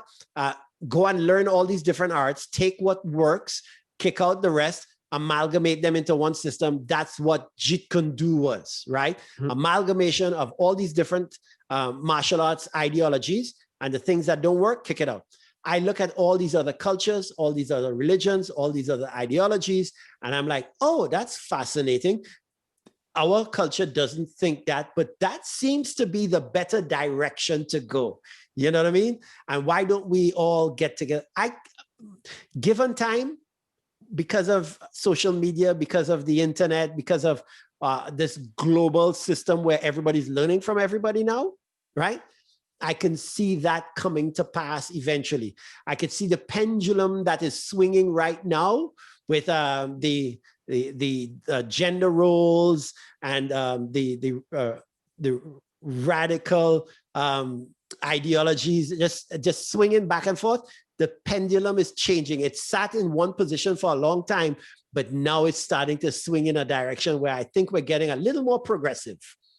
Right. I think you're right in a way, but also now it kind of seems like we're trying to divide as much as possible, especially like on the political spectrum, right? Like you see like people are either on one side or the other and they hate each other, but just like, can't you just realize this side has good ideas and this side has good ideas? Yes. So why don't we just like put everyone gets a gun and an abortion? How about that? How about like just, we don't have to pick? But that's exactly what I'm saying, right? It's that anytime there's a system trying to change an existing system, there's going to be back and forth. There's going to be pushback. Dude, when the first cars were being introduced, the guys that used to put shoes on horses and saddles on horses fought hard against that system, right? But how many farriers are there and saddle makers are there today? Not much in comparison to what it was. Eventually, the pendulum switches and things change. I think they call cars, the traditional cars, ICEs. Now that's the new idea behind it for internal combustion engines. ICE is giving away to electric, right? In 20 more years, there will be no more internal combustion engines. It's all going to be electric or hydrogen vehicles out on the streets. It takes a while for shit to change, right? But now because of technology, things are tending to change a little faster. Doesn't mean that the old systems were bad, but they will make as much noise as possible because the status quo wants to stay the status quo because they planned ahead for the status quo. But some people don't like change. No, nobody likes change. The human being likes to listen. If you had a path to a mango tree that had good mangoes, you're gonna 10 to 1 walk the same path unless you see a snake, right? Then you'll change your path. But 9 out of 10 times, you're probably gonna walk that path unless that snake is there again, and then you're forced into changing a habit. But human beings are creatures of habits. We want to do the same thing over and over and over again. And it takes a while, especially if you're rewarded for it. Yeah, like all this new stuff, right? Like horses are cool. People still like to ride horses, but there's not a human being on the planet, unless you're maybe Amish or whatever, that's going to choose that over a car. And in 50 years, I think that there's not going to be one single person who's going to choose to drive a modern F-150 over whatever Elon Musk comes up with in 30 years as an equivalent that gets, you know, you don't have to buy gasoline anymore. It has 2,000 horsepower and the whole thing. Those things become novelties because no matter how good cars get, I will always want a 1970s Dodge Charger. Always. Oh my God, you're one of those people. Yeah. I love cars, but if I had to choose, if I had the money for a brand new Tesla, I would get one. My favorite thing about cars, and I love cars, is the sound that they make, but I'm not stupid. And I know that I see the way it's going, and the brand new Roadster that Tesla's coming out with is faster than anything, including whatever ridiculous contraption Dodge comes up with next year. So I understand it, but the novelty will always be there. I will never not want a 1970 Charger. Never. Just the sound of it, the look of it. It's art. It's like moving art, you know, but it's not practical. What age were you when that vehicle came out? 1970. I was. No, you weren't born yet, right? No, I was born 21 years after that car was put out. So what is it about you see? Okay, so they say that there's a point in your life where you're going into or coming out of puberty, somewhere around there, where those songs of that time, of that era, stick with you for the rest of your life, right? Mm-hmm. That becomes you play that shit on repeat, right? Because that's definitely true. The memories of that time, the music is not. It's not that the music was the greatest music ever, you know, composed. It's because there were memories attached to that music that you get this nostalgia, this throwback emotions. You get that rush of serotonin again when you hear the song. But you talking about a car that you love that you weren't even born when it went out of production. Right? I think 1990s cars, almost all 1990s cars are gross. I don't like the styling of them at all. But I think that like what you're, because it's like a age thing, but also I think because like with the music example, music is made for you. I'm 30 and music's not made for me anymore. It's made for people in their early 20s because those are the people that are going to be buying, maybe my age, but it's not, music isn't made for 50 and 60 year olds most of the time, like top 40 stuff, you know, it's made for young people. So it's relevant to you. So you'll carry that, whatever was top 40 when you were 20, you're going to carry that forever, which is why my mom thinks that the music lives and dies with Led Zeppelin and nothing will ever be better because that was made for her when she was that age. Right. So it's just like, it was relevant to you. And then music now isn't, like whoever's popular now, Doja Cat, I don't know, they're not making music for me. Doja right? Cat, so that's whatever it is. I don't even understand the names that they come up with. Doja Cat. Yeah, and I think that like I will, because my parents always said like I'm a metalhead. I love metal, right? Like Slipknot's my favorite band of all time, and my parents always said, "Oh, you'll grow out of it," but I will never grow out of it because that's like what I liked at that time. No, you rinse and repeat, yo. Right, but I think as you get older, you kind of like open up what you like. And I didn't really like classic cars until I was maybe like in my early 20s. And I didn't even really get into hip hop until I was like 25. And it was just because I didn't listen to that when I was a kid. And the only thing I listened to is metal, and everything lives and dies with this genre. Yes, and then as you get older, you're like, well, actually, this music was amazing. And then like the 90s, I think 90s hip hop is amazing. But I never, if you asked me 5 years ago, I'm like, that's garbage. That's trash. That wasn't made for me. It's like outdated. Yeah. Biggie is not like, you know what I mean? So yeah, I just think as you get older, like you can appreciate things like 1970s Dodge Chargers. When it comes to music, I'm attracted to different things in the music. Some people are attracted. I envy the people that know all the lyrics of a song, that they can sing along with, you know, the Biggies, the Tupacs and stuff like that. I never hear the lyrics. I always hear the bass line. I don't know if it's because of my Caribbean roots and, you know, the drum is a very important instrument, and we learn to be keyed into it. I don't know what it is, but it's always, for me, it's always the bass line. What is that melody? What is that groove that's going on? That I'm attracted to that part of it. It's weird. All right. So we're going back to the cars. Dodge Charger is a car that you like. It's still debatable about why you like it. Okay. But the cars that I like are the Dick Tracy cars. You know what I mean? The 1930s, the 1935, 40s, right? When cars were fat. I like cars that have curves in them, right? When you talk about those muscle cars, they tended to be box shaped. I don't like box shaped cars, even though now I like the Cybertruck, which is, oh my God, that's a box that you cut on a diagonal, right? It's the most ridiculous. Horrible. It is ugly as shit. My wife hates it, but I love it. If I get a Tesla, it's going to be the Cybertruck. But I like cars with curves in it because I think it's because I like women with curves in it because my wife has a wicked ass, yo.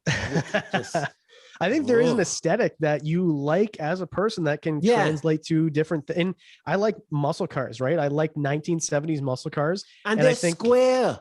They are, but you know what else is square? 1990s and early 2000s bodybuilders, the guys that I looked up to when I was bodybuilding. So in my opinion, my favorite physique of all time is probably Frank Zane, which is 1979, like 77 to 79. But after that would be Dorian Yates, who was early 90s. And that guy changed the sport because he was the first mass monster and he gave way to guys like Ronnie Coleman and Jay Cutler. So to me, I like that. But a lot of guys, you got into bodybuilding when those cats started to hit 300 pounds. Right. So yeah, I started getting into bodybuilding when Jay Cutler was champion. And that guy was, I stood next to him right after Phil Heath started winning. So Jay was kind of like on his way out. Yeah. And when you stand next to a professional bodybuilder, it is like the moose that we talked about earlier. You don't even like, how am I the same thing as this? Yes. It isn't even like, it doesn't even look like the same. See, you're from a different era. I'm from a different era to you, right? Let me see if you know bodybuilding. So obviously, you know Lee Haney. Obviously, yeah. Eight-time Mr. Olympia, yeah. Obviously, you know Lee Haney. Okay. Obviously, you know Serge Olivier. Right? Yeah.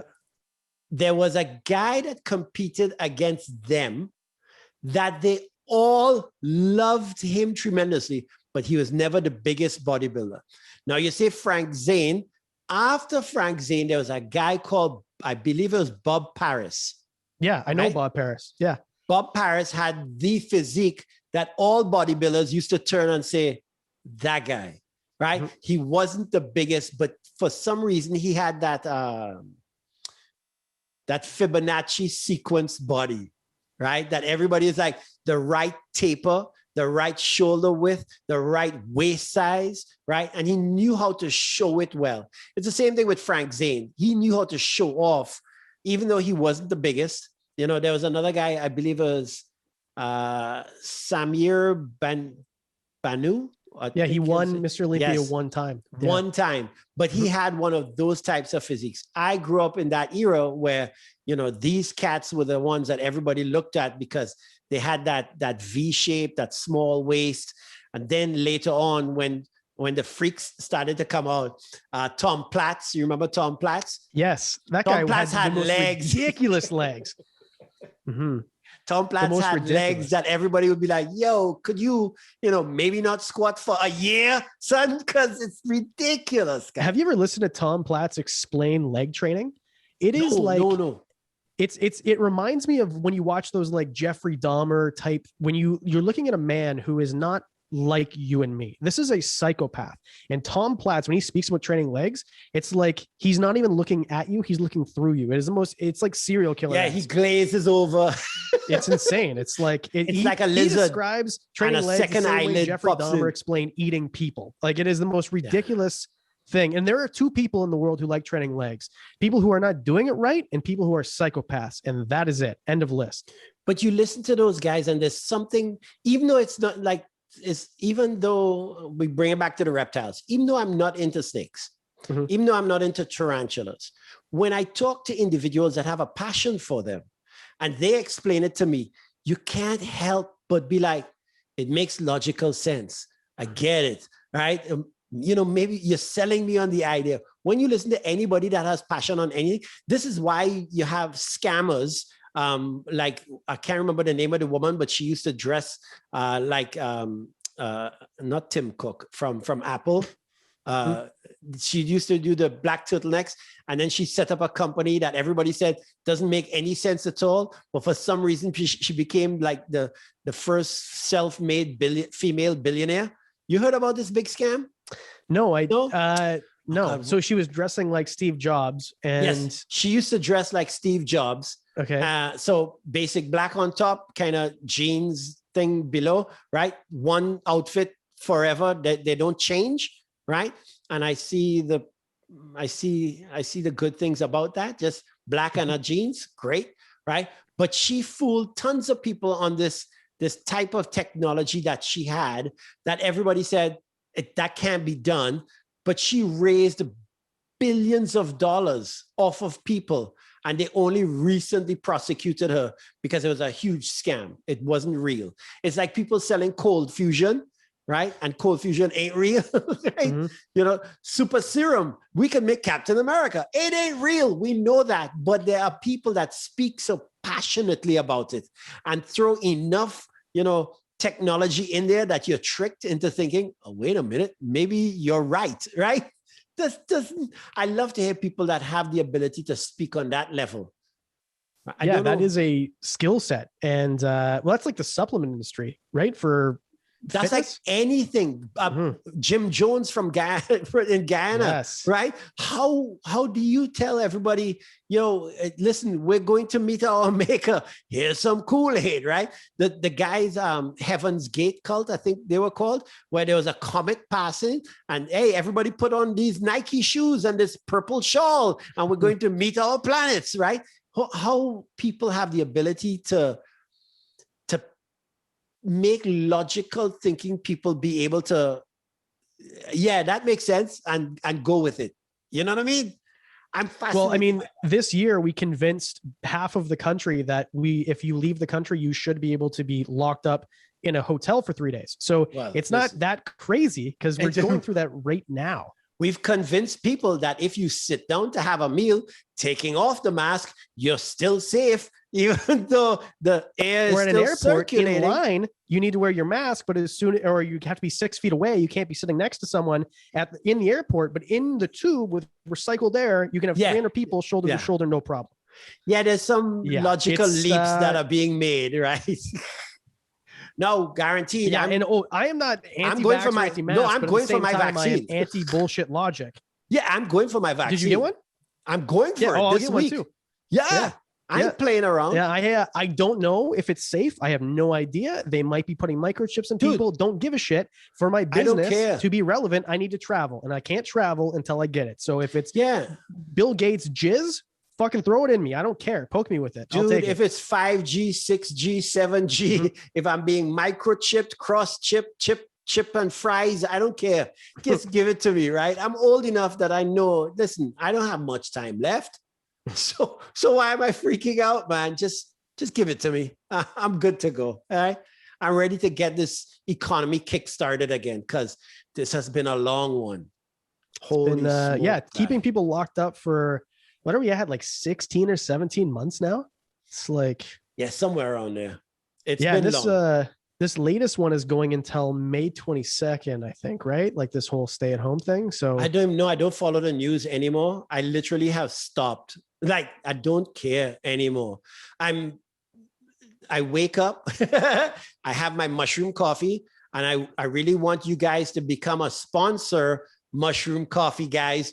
I could have inserted your name right there, and all 35 people that watch this would have seen that. Anyway. You could have sold 2 things of mushroom coffee. Mushroom sponsor that doesn't sponsor. I'm dude, ever since I found out about mushroom coffee, and I had it and I tried it, I'm sold. Locked and loaded guy. I've invested in mushrooms in terms of stock, right? I bought stock. Yeah, because I'm a convert. I'm not evangelical about it, but I'm certainly passionate enough to speak about it. I love it.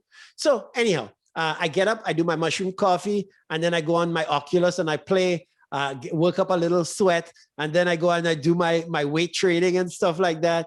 And then maybe I come downstairs and watch, Altered Carbon. There's a series on Netflix me and the wife watch at lunchtime.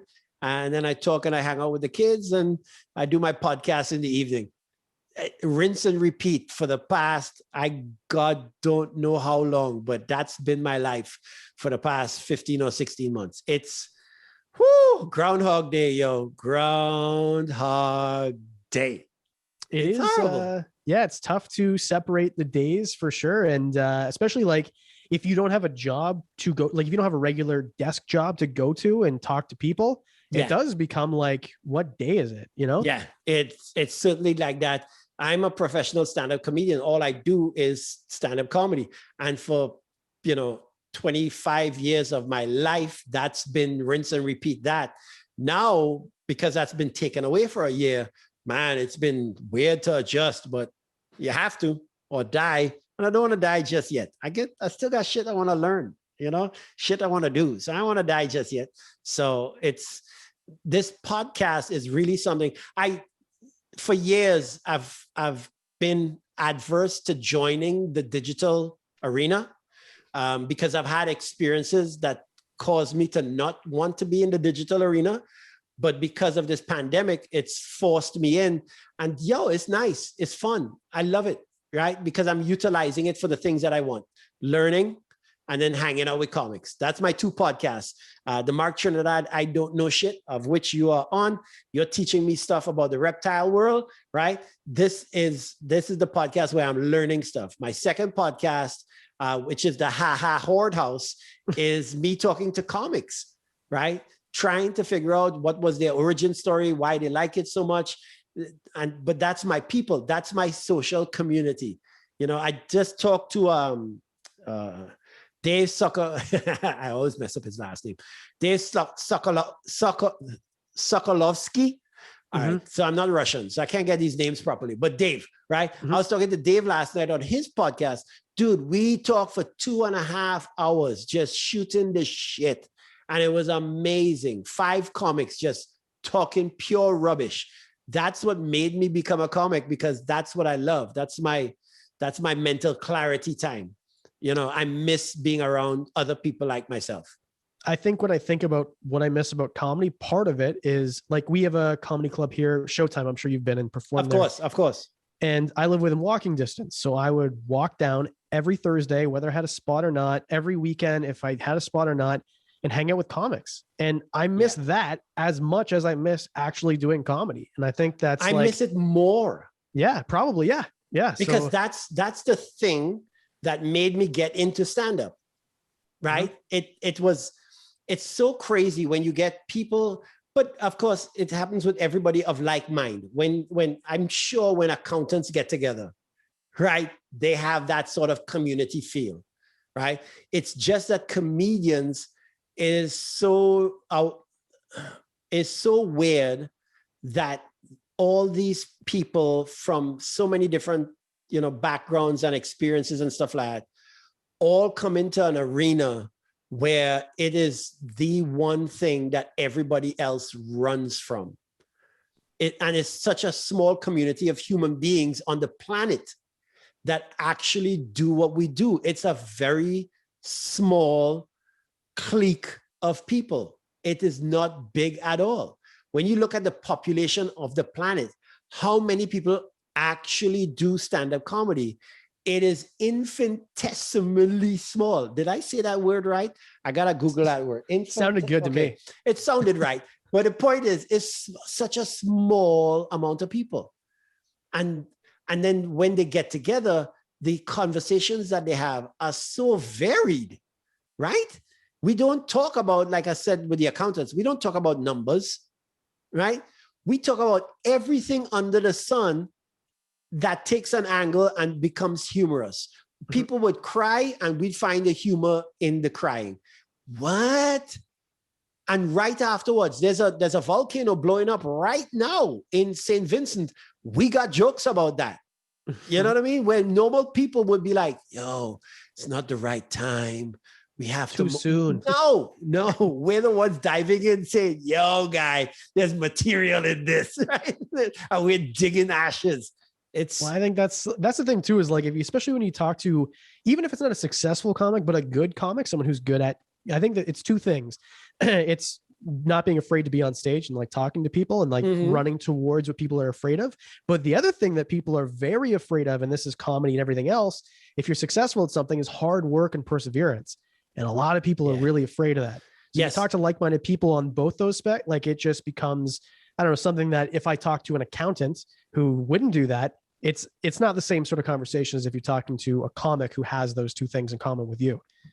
Yeah, you know, I suppose it's because of the nature of the thing that we participate in, stand-up comedy. The nature of stand-up comedy is failure is constantly with you, right?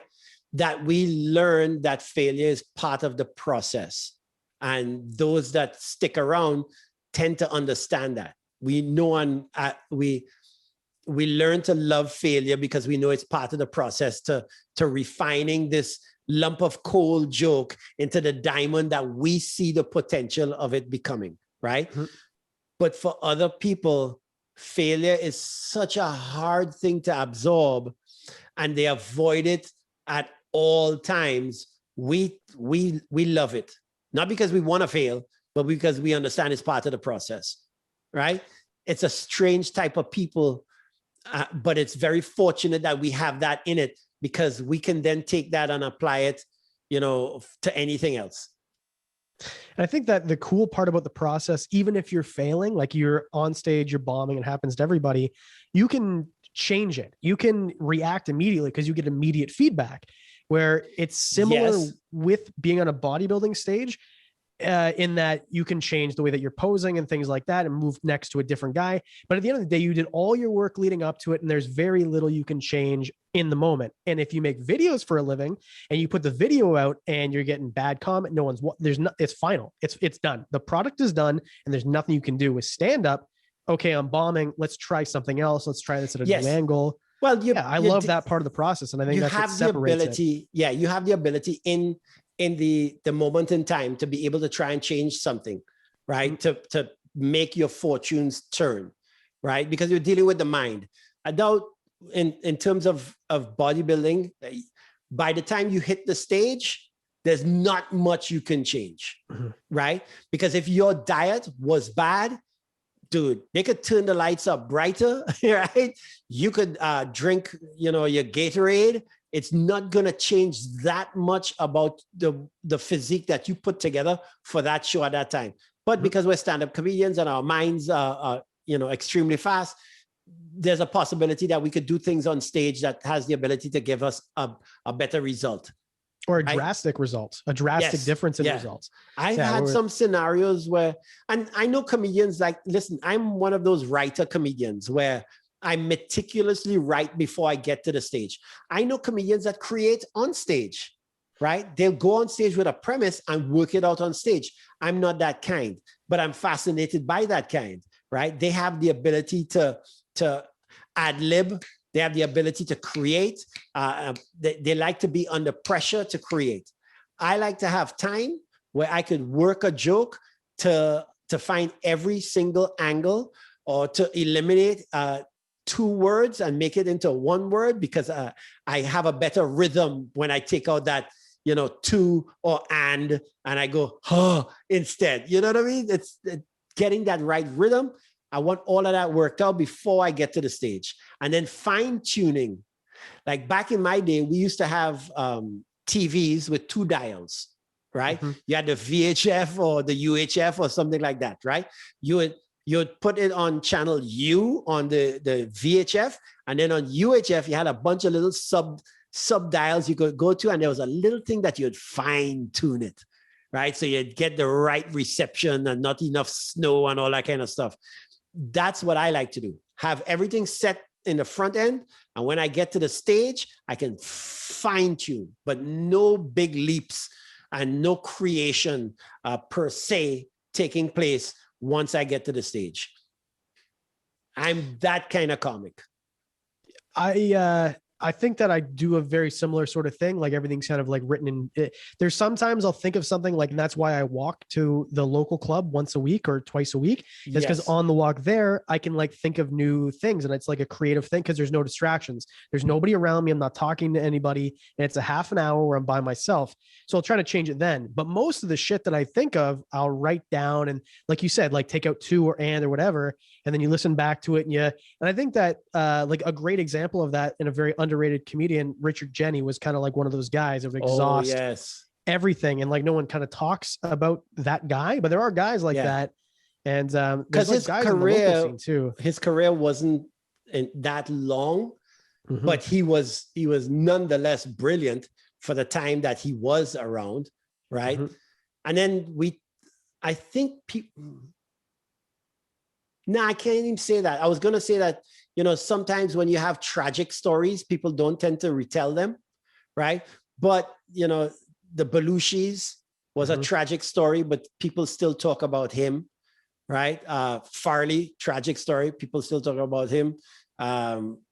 Was Richard Pryor had his tragedies in his life, people still talk about him. So, I don't. When he was alive, he just never got to like that level, so I just if think he was born in a different time, though, it's the same thing what Joe Rogan talks about. Is if this guy was in this time, he would have had a podcast and be like, killing everybody, because he was one of those guys that could create on the spot. So if he had a podcast, he'd be murdering it, he'd be killing it. There'd be advertisers lining up to be participating in his podcast because he would have just been so funny doing it. You know what I mean? I like this whole avenue because I'm one of those cats that want to try to understand how people think. So I like the podcast realm because you can literally, for want of a better term, hear somebody thinking. You know what I mean? It's a conversation where you can hear somebody trying to work out the different directions. What's the best analogy to use? What's the best way to bring this thought across? You can hear somebody going through it. It's not a polished thing that's, I'll go to the club to see a polished set, right? I'll watch the Netflix special to hear a polished set. I'll read a book to hear a guy, giving all of his thoughts put down on paper. It's the final draft, right? But in a podcast, I want to hear somebody getting to that. You know what I mean? This is where they're thinking things through. I know in your arena, by the time you do a video, it's the end result. It's not you're working through it. It's that you did all the work beforehand to then go through all the editing to put out this polished thing. But I want to hear the not polished stuff. You know what I mean? Am I making sense with that? Yeah. And I think that's what live performance is to a certain extent. Like, even if it's like a polished thing that you're doing for comedy, right? You go to a club on a Saturday and you see a polished product, it's going to be different than the polished product that you saw last year of the same guy. So I think because it's still fine tuning.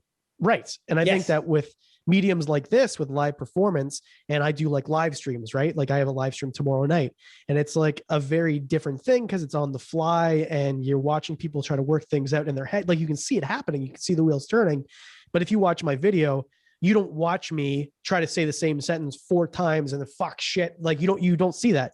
You see a family friendly guy, or that's the way I appear, telling exactly the right things with the right numbers and the right geography, because I had to retake that shot because in editing, I realized I said it wrong. So it's like you said, you're watching the wheels turn. You're watching like someone figure something out. So in terms of your videos and your channel on YouTube specifically, right? Your goal is to bring off something that's family friendly because you're trying to educate people onto why reptiles are a good choice to have in the world. Yeah, I want it to be for everybody. I don't want to disclude an entire very valuable demographic, because I do what I do because I was convinced as a child. And one thing I even forgot to bring up, when I was a kid, my librarian at my school, who also taught my mom in high school, she had a husband who ran programs, and he would bring snakes and stuff into classrooms. And I think that is probably like the thing that sparked it, because that was the first time I held the ball python. That's the first time I saw a tortoise in real life. And I want to do that. So I want to be the guy that says to a kid, snakes are not scary. There's nothing to, because that kid could go either direction. It could be one of those guys who grows up, never has, pets, or thinks like the only good snake is a dead snake, be like one of those idiots. Or he can grow up and maybe I was one of those idiots, dude. I was one of those idiots. And my mom was one of those idiots too, right? But I think that as people realize like this, I think the only person that's an idiot is if you are not open to changing your mind on it, where you were with your kid. So I think that's the difference, right? Yeah, You're willing to open where there's a lot of people who won't. That this is what I was taught. I learned this when I was young, and there's no way. So I think that if you learn when you're young one way, an open-minded way, which is that these animals are beautiful and they're majestic and there's no reason to be afraid of them, then you have like this open-mindedness. So not even just towards animals, but in life, you are more open-minded to things that might be more obscure, like reptiles. Yeah. Dude, we've been talking for an hour and 45 minutes. Oh, wow. And that bad boy has not moved from your shoulder. No, this is bearded dragons are the most, if you want an animal that you just want to like sit and watch a movie and almost forget that it's there, get a bearded dragon. And this guy is a beautiful specimen, but I have him out twice a week to film videos, right? Dude, the things that they eat must be real fucking slow. I don't know how these animals live in the wild. Not moved, yo. I don't know how they survive. Because like I'll put crickets in there and sometimes I'll find a cricket in his enclosure a week after I last fed him. It's like, how are you not dead? There's a dragon that wants to eat you. And then his name is Diamond. Diamond will just kind of like look at it and just watch it. Like, that's food, right, dude? Like, it's crazy. But they also eat salads. So like lettuce doesn't move that fast. Well, yeah. I was thinking that maybe he's trying to look like a rock and wait for it to get close enough and then be like, I'm hungry now. Clack. Right. Yeah. It's so I like this guy for stuff like this. And then I have other like colubrids are like a group of snakes, things like garter snakes, king snakes, stuff like that. Corn snakes. And those ones I like because they move. So it's more fun to like handle them.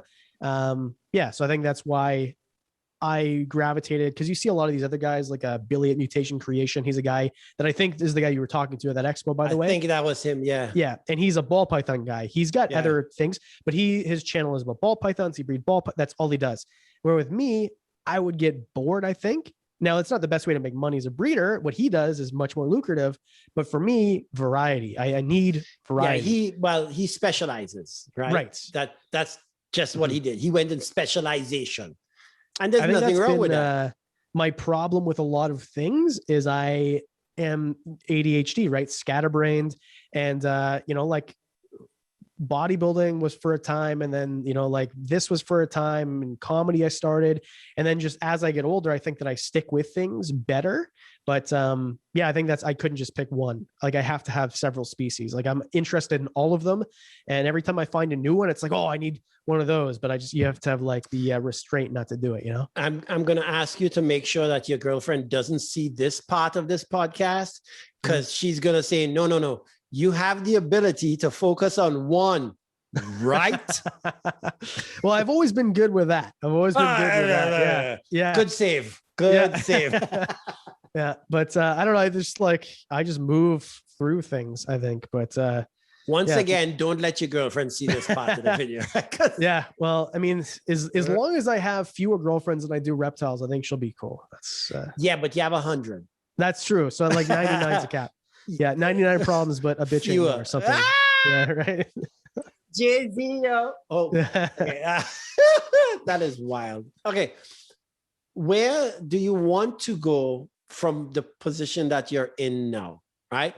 The position that you're in now, for those that don't know, you have a relatively successful YouTube channel. Okay. I don't know if at the beginning you saw yourself now, but now that you're here, now that you're at this point of the mountain, what are you looking forward to? Like, where do you want to go from here?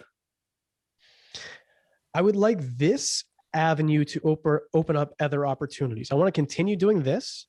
But if I had it my way, I'm trying to move to the States. I've been talking this into existence. Like I have I'm meeting with a lawyer to help me move to, like, this is a real thing. So I'm moving to the States. That's Right. one thing that's going to opened up by this. If it wasn't for this, that would be a pipe dream that would never happen. Because of the fact that you can have more reptiles in Texas. Is that it? Well, You have more access? Well, sort of, but also because I can keep them outside for most of the year, but mostly more than anything else, opportunity. And I think it's opportunity not only in this, but because what I would like to do is I want to travel around, go to different zoos and go to different like expos and people's collections and stuff like that during the day. And if I'm in Columbus, looking at the Columbus Zoo, I want to perform at a club in Columbus at night. That's what I want to do. So that's the end goal, is during the day, do this, at night, do comedy, and send off all my footage to an editor and let them run it. I am just the face of the business, and that's it. And maybe do something else. But at the end of the day, I want to be a performer. That is what I want to do. It's what I've always wanted to do. And I think this opportunity is going to open that up and make that a possibility for me. Well, being that I've seen your videos and I subscribe to your channel, I can see that you have the ability to take it to another level if you want to.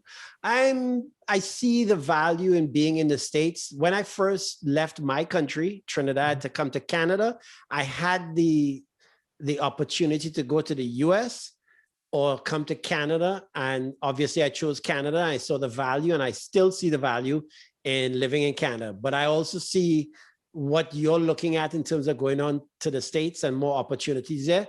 Definitely see that. I have no problem with you making that decision. I just wanted to let you know, healthcare is very expensive. So don't let none of them reptiles bite you, because that could, all the money you're making could be lost on one fucking bite. You understand what I'm saying? So what made you decide Canada over the US? Like, what was it that made you decide that? Canada wasn't supposed to be the end story. It was supposed to be a chapter in the book, but it wasn't supposed to be the entire book. Because my wife worked for KLM and Air Canada at the time. Because of her working for KLM, I've seen Europe, right? And every time I went to Europe, right, we would have to go through Schiphol Airport, Amsterdam Airport. So as a result, I've been to Amsterdam probably 24 times at a minimum, right? Canada was the first place that we got into because I had relatives here. We put in the paperwork. We put in paperwork to get into Canada. And within 6 months, they said, show up. And we were like, what? We had no idea. It was kind of, we didn't expect to be accepted, but we put in the paperwork and we were like, all right, they want us. We sold everything. I gave away a 1968 VW Bug that I was, chopping, dropping, souping. I gave the guy who was building my engine, I gave it to him. The guy who was doing my body, I gave it to him. I had to leave the country so quick, right? Wow. So when we got to Canada, the goal was to spend a certain amount of time in Canada, getting our feet wet, understanding a different culture. But we were supposed to be living in Amsterdam by now, right? Because I saw Amsterdam and I said, this is such a progressive society. The Dutch are unreal, right? The Dutch, for the people that don't know about the Dutch, right? We talk about marijuana being legal here. Yo, they've been smoking weed in corner shops since the 40s, right? They had that long before anybody else. It was fabulous, right? In terms of a progressive society, they have sex shops that don't just have tools and byproducts like you have here in Canada. They have sex shops where you could sit down and watch people have sex, right? They have, hey, you want to kill yourself? No problem at all. They will send a doctor with a lawyer, get your paperwork done, and they kill you on the spot. They're such a progressive thinking people. They looked at things and they said, prostitution will never go away. Okay, cool. Let's put it in one building and tax everybody. And every month we check and make sure everybody has no STDs, right? They're such a society that sees that certain things can't go away, and the human experience, they're just like, all right, let's put it in, let's make it work, right? So my wife and myself looked at that and said we wanted to live there, but we came to Canada, had kids, and here we are. We never left. We never left. That is 25 years later. We never left. That It's is so one of good the here. things. Yeah. I would like to wait to have kids until I am where I want to be. And it's not here. It's not here.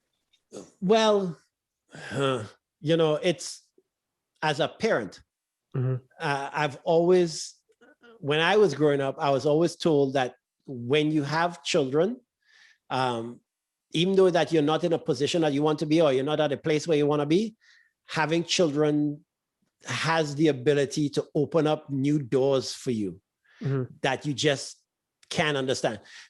And I'll put it into the ideology that you just espoused, right? You were the type of person to just do it. You didn't procrastinate, right? You just did it. Because as you started doing something, you put yourself in another position where you could see a different position from that new position that you couldn't see from the previous position. You understand what I'm saying?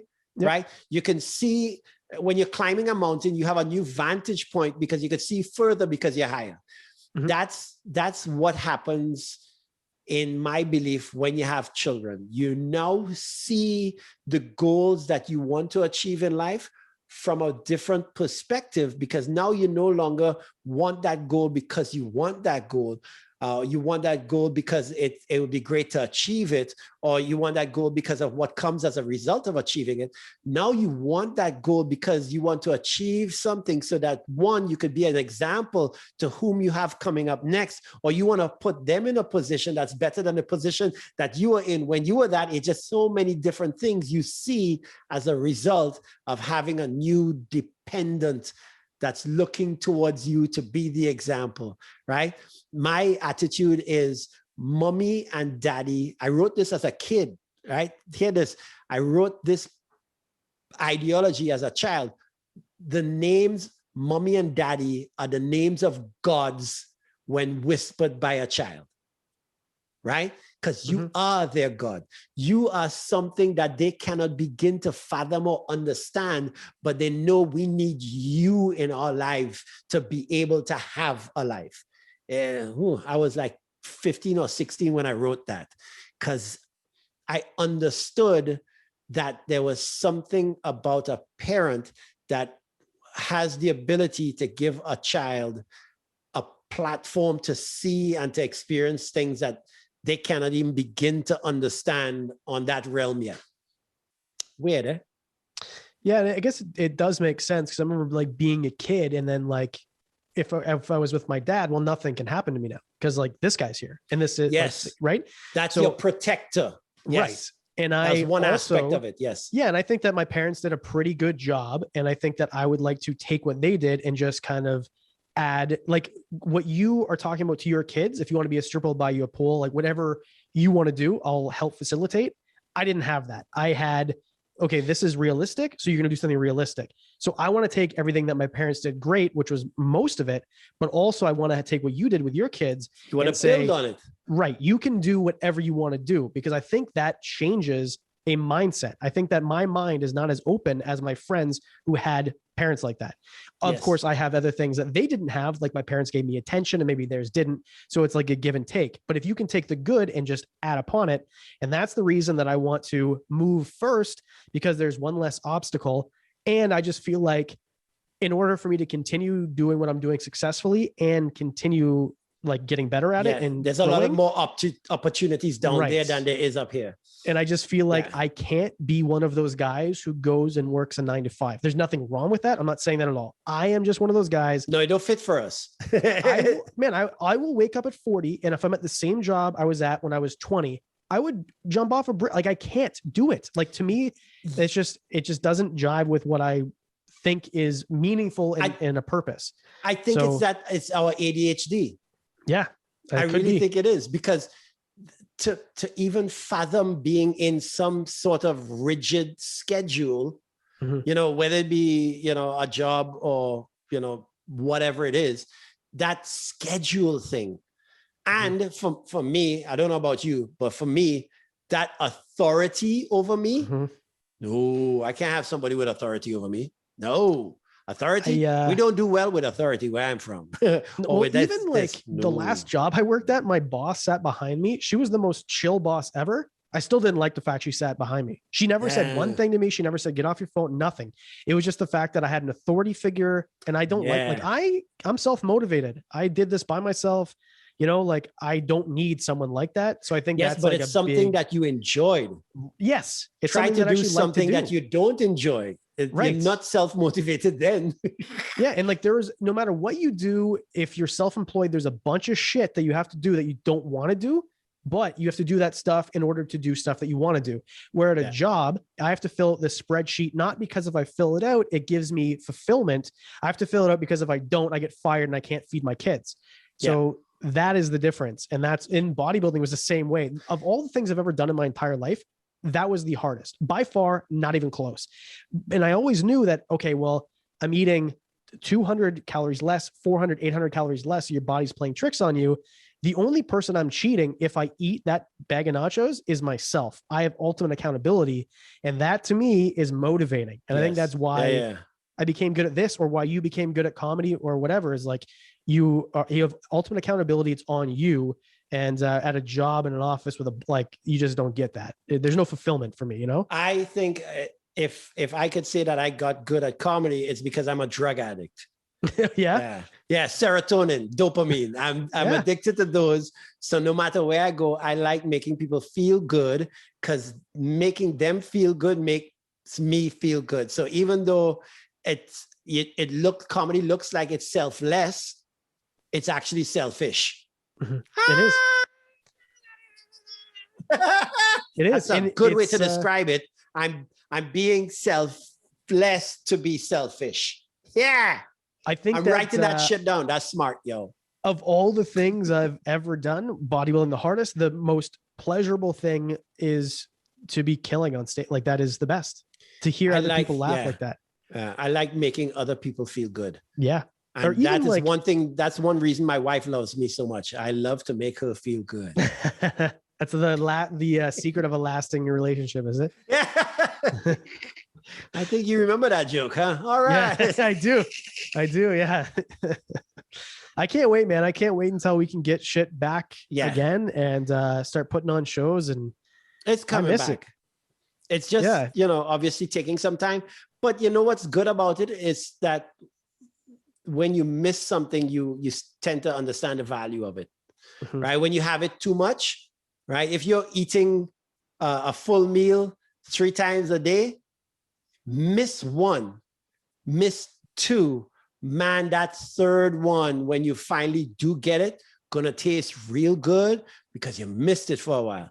So missing comedy for this past 12 months, being on stage, boy, the second we hit a stage, it's going to feel so good. Mm-hmm. You're going to feel dirty afterwards, like dirty, because you're going to have such a good time doing it. Yeah. When it comes back, it's going to come back hard. There's a lot of people that, have missed out on paychecks in our industry, but there's also a lot of people that have missed out on the comedy, but they haven't missed out on the paychecks, right? There are people that have been able to seamlessly go and work from home. They haven't been spending money going out and, drinking in bars, maybe traveling to a different sunny destination. So they've been able to stockpile. When they come back and the entertainment opens its doors again, they will be so thankful. They're going to pay you in laughter. They're going to give you tips. They're going to find, what's your next project? Can I have you for a birthday party? It's going to come back and we're going to be in a boom situation. I can be projecting, but that's what I feel.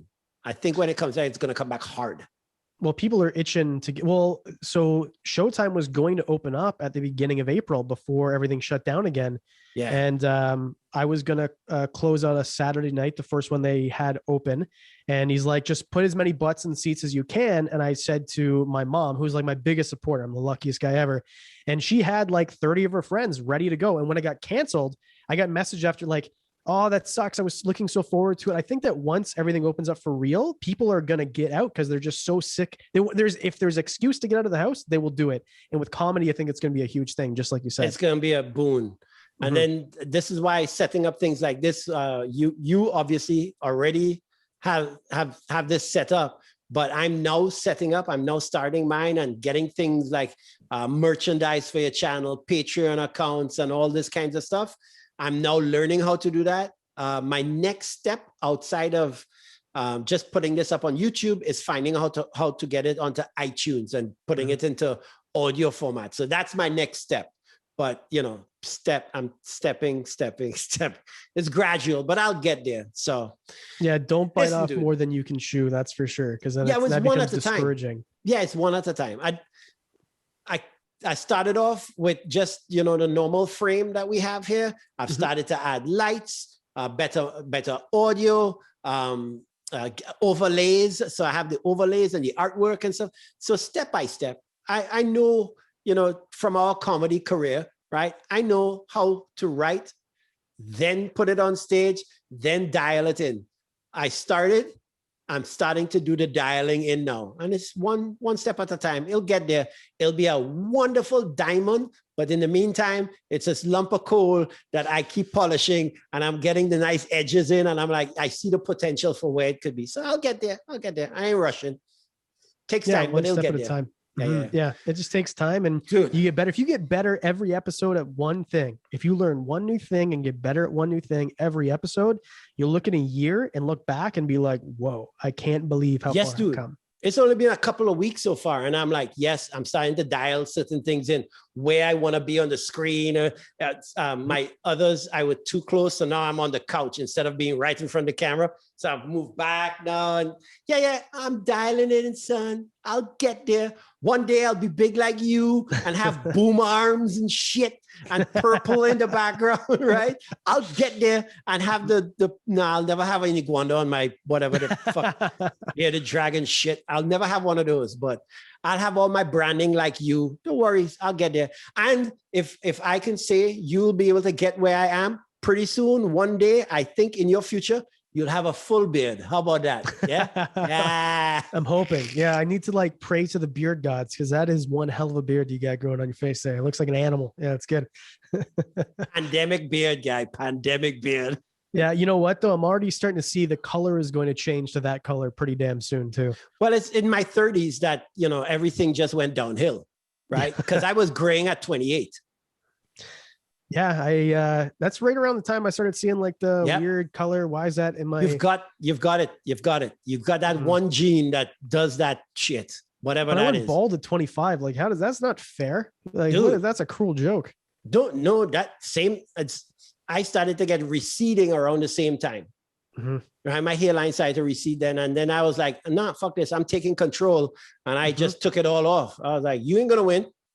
You can't win." Best thing I ever did, man. Best thing I ever did. I used to sit behind this fucking guy and he'd look over the top of my head over the cubicle and be like, hey man, you're thinning. And then one day I'm like, enough is enough.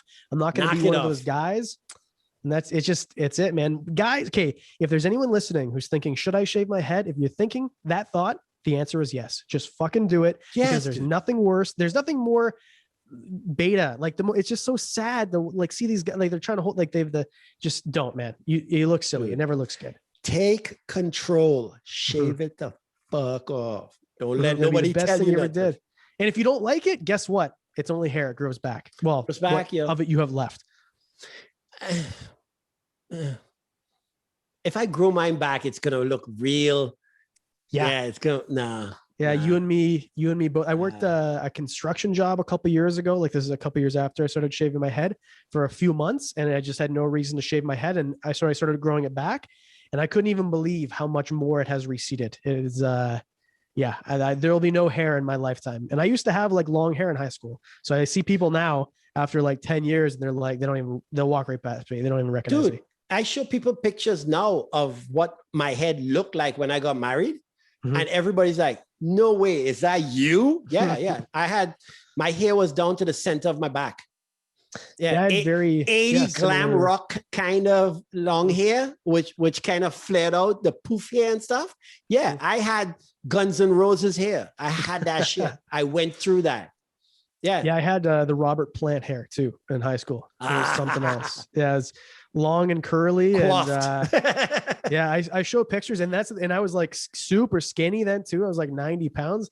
It was a weird thing because I had like this giant head on this stick body. It looked like a caricature. It didn't even look like a And real that's thing. why you got into bodybuilding, to match the size of your head. That's See, right. it all Yeah. comes back around. We start to understand the logic behind it. That's right. Yeah, it's like it's just the circle of life, right? You got a big head, you got to have a big body with it too. Hakuna Matata. Mhm. All right, That's boy. right. Let's cut this down. I gotta go and finish off the damn last season of Altered Carbon. So, all right, for the people out there, just mention your YouTube channel where everybody could subscribe to you, please, sir. Wickens Wicked Reptiles on YouTube, on Instagram, and now on TikTok also. I am ashamed to say kind of, but that's where you can find me. Yeah, I joined that TikTok thing too. I think I have 57 subscribers or some small number like that. But whatever, I'm there. I'm represented. God damn it! And when I have the thing all edited and all the inlays and stuff like that, I'll boot it across to you as well too, so you can have that for your gallery, so that maybe one day you could say, I remember when Mark started. Hey man, you'll be successful with this. You obviously know what you're doing, and anyone who's been doing comedy for 25 years has the perseverance to do anything. So there's no doubt you'll be successful at this too. Dude, I'm gonna have fun, right? My goal is not to. I don't see myself having millions of subscribers. I do this because I want the education and I want the mental therapy of hanging around with my people. So I do it because I'm enjoying it. I don't necessarily do it because I want to achieve something of some stature, right? And hopefully one day, maybe my kids could look at it and learn something too, and that'll make me even happier. There you go. Mission accomplished. Thank you very much, my brother, for Mark, coming thanks very on much and for having me on. blessing I me. appreciate it. Have a good one, Joe. See ya. Yahoo!